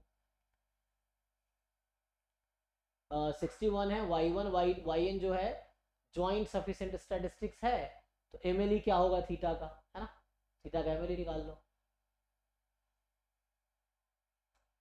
सो 62 में आपके पास है कि ज्वाइंट पीडीएफ दे दिया, कोवेरिएंस निकालना है, फॉर्मूला बेस्ड क्वेश्चन है। इधर आपके पास ज्वाइंट पीडीएफ है, x2 का वेरिएंस निकालना है, मार्जिन निकाल के कर लो, है ना। और यहाँ पे आपके पास रैंडमाइज ब्लॉक डिजाइन दे दिया है, के ट्रीटमेंट आर रेप्लिकेंट्स है, तो replications of the ith treatment is missing, हालांकि सिलेबस में नहीं था मिसिंग वाला, लेकिन फिर भी पूछ दिया इन्होंने। And in the ith block then the estimate of the missing value is, है ना, तो ये सब थ्योरम है, मतलब फॉर्मूला उसका डिजाइन ऑफ एस्टिमेट का, हालांकि सिलेबस में ये है भी नहीं। ये सिंपल एक लिमिट का क्वेश्चन है, 1 + x की पावर 1/x माइनस e/x, ये 1 + x की पावर 1/x का आप वो यूज करोगे, क्या बोलते हैं सीरीज एक्सपेंशन, तो उससे आ जाएगा। एंड यहाँ पे जो है आपको x1 x2 xn observation Bernoulli से दे दिया है एंड तो ये कंसिस्टेंट एस्टिमेटर होगा। सिंपल कन्वर्जेंस इन प्रोबेबिलिटी का यूज करना है रिजल्ट्स। और यहाँ x ज्योमेट्रिक 0.4 है, ज्योमेट्रिक p 0.4 है, तो बताना ये कंडीशनल प्रोबेबिलिटी क्या है। सिंपल है, e given f, probability of e given f लगाओ। Each of 200 workers of a factory takes his lunch in one of the 4 competing restaurants. How many seats should each restaurant have so that an average at most on in 20 customer will remain unseated? अच्छा, ये क्या है? Simple मुझे लगता है ये calculate वो question हो गया, काउंटिंग वाला पड़े हो गया, परमुटेशन कॉम्बिनेशन टाइप का, क्योंकि प्रोबेबिलिटी तो है नहीं इसमें, तो ये काउंटिंग है। यहाँ पे आपको ax बराबर b एक सिस्टम ऑफ इक्वेशन है, ऑगमेंटेड मैट्रिक्स ये दे रखा है, तो पूछ रहा है क्या होगा, ये का रैंक क्या है, सिस्टम के पास no solution, unique solution, infinite solution, decide करना है।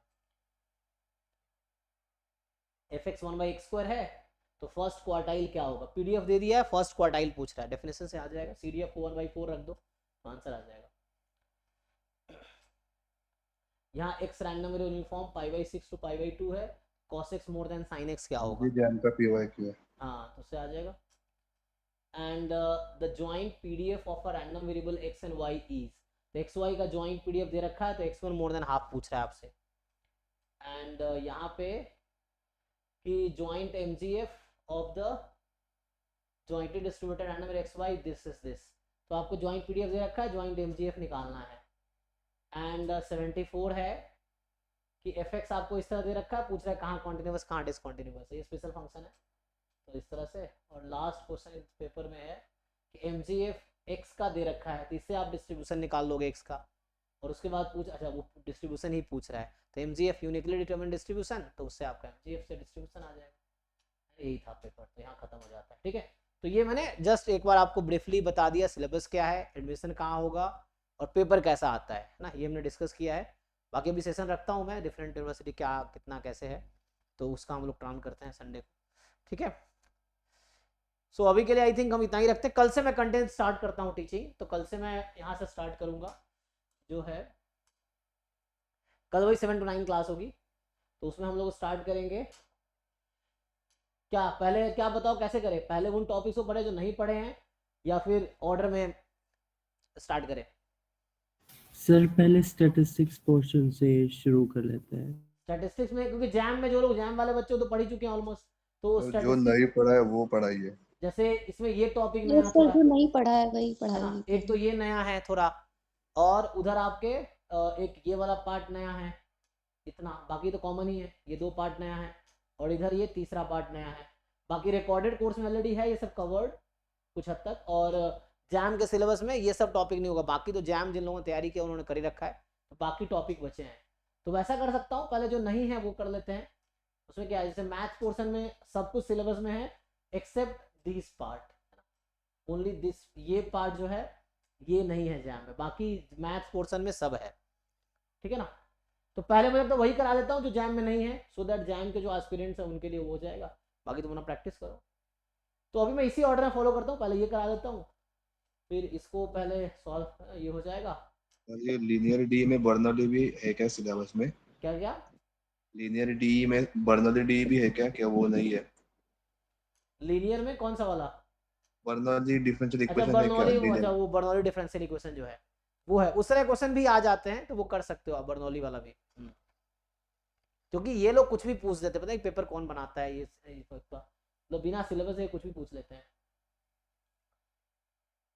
एनीवे, तो मैं कल अभी पहले ये वाला पार्ट करा देता हूँ, बाकी जैम का रिकॉर्डेड का एक्सेस इन लोगों का है, वो बाकी पार्ट कर सकते हो सीयूटी का, तो पहले मैं ये वाला पार्ट करवा देता हूँ। ठीक है ना, कल मैं ये स्टार्ट करूंगा, इसको कंप्लीट कर देता हूँ, तो पहले कल से यहाँ स्टार्ट करता हूँ, पहले वो टॉपिक करा जो नहीं है, फिर हम लोग वापस शुरू से स्टार्ट करेंगे, फिर वो सारे पार्ट करूंगा। तो पहले जो जैम में नहीं था पहले वो वाला पार्ट में करा देता हूँ, सो दैट जैम वाले बच्चे करते रहेंगे आगे तैयारी, है ना। फिर टेस्ट टू अपलोड हो जाएगा, कल तक यूनिट वाइज टेस्ट अपलोड हो जाएगा, वो अटेम्प्ट कर सकते हो। जैम का जो टेस्ट तुम्हारे बच गया तो वो भी अटेम्प्ट कर सकते हो, just for the revision purpose, क्योंकि जैम में 200+ टेस्ट अपलोड हुए हैं। टेस्ट तो बहुत कम लोगों ने अटेम्प्ट किया है, 500-700 बच्चे थे, लेकिन टेस्ट कितने 30-40-50 बच्चों ने टेस्ट दिया, तो ये है क्योंकि बाकी बच्चे तैयारी करते ही रह गए, तो अभी टेस्ट देके अपना प्रैक्टिस कर सकते हो, ये फ्यूचर में हेल्प करेगा। टेस्ट का एक्सेस आपको जून तक रहेगा, अप्रैल मई जून तक रहेगा, ठीक है ना, ISI के एग्जाम तक अराउंड, ठीक है, उसके बाद फिर वो आपका हट जाएगा सारा एक्सेस, ठीक है जी। तो कल से मैं यहाँ से स्टार्ट करता हूँ, बाकी आप लोग रिकॉर्डेड कोर्स देख के अपना सिलेबस जल्दी निपटाइए, प्रॉब्लम प्रैक्टिस कीजिए, डाउट पूछिए, ठीक है। बाकी यहाँ से मैं लाइव कल से स्टार्ट करता हूँ पूरा सिलेबस, ठीक है। ठीक है, फिर यहीं से स्टॉप करते हैं, थैंक यू। कल से सिलेबस स्टार्ट करते हैं।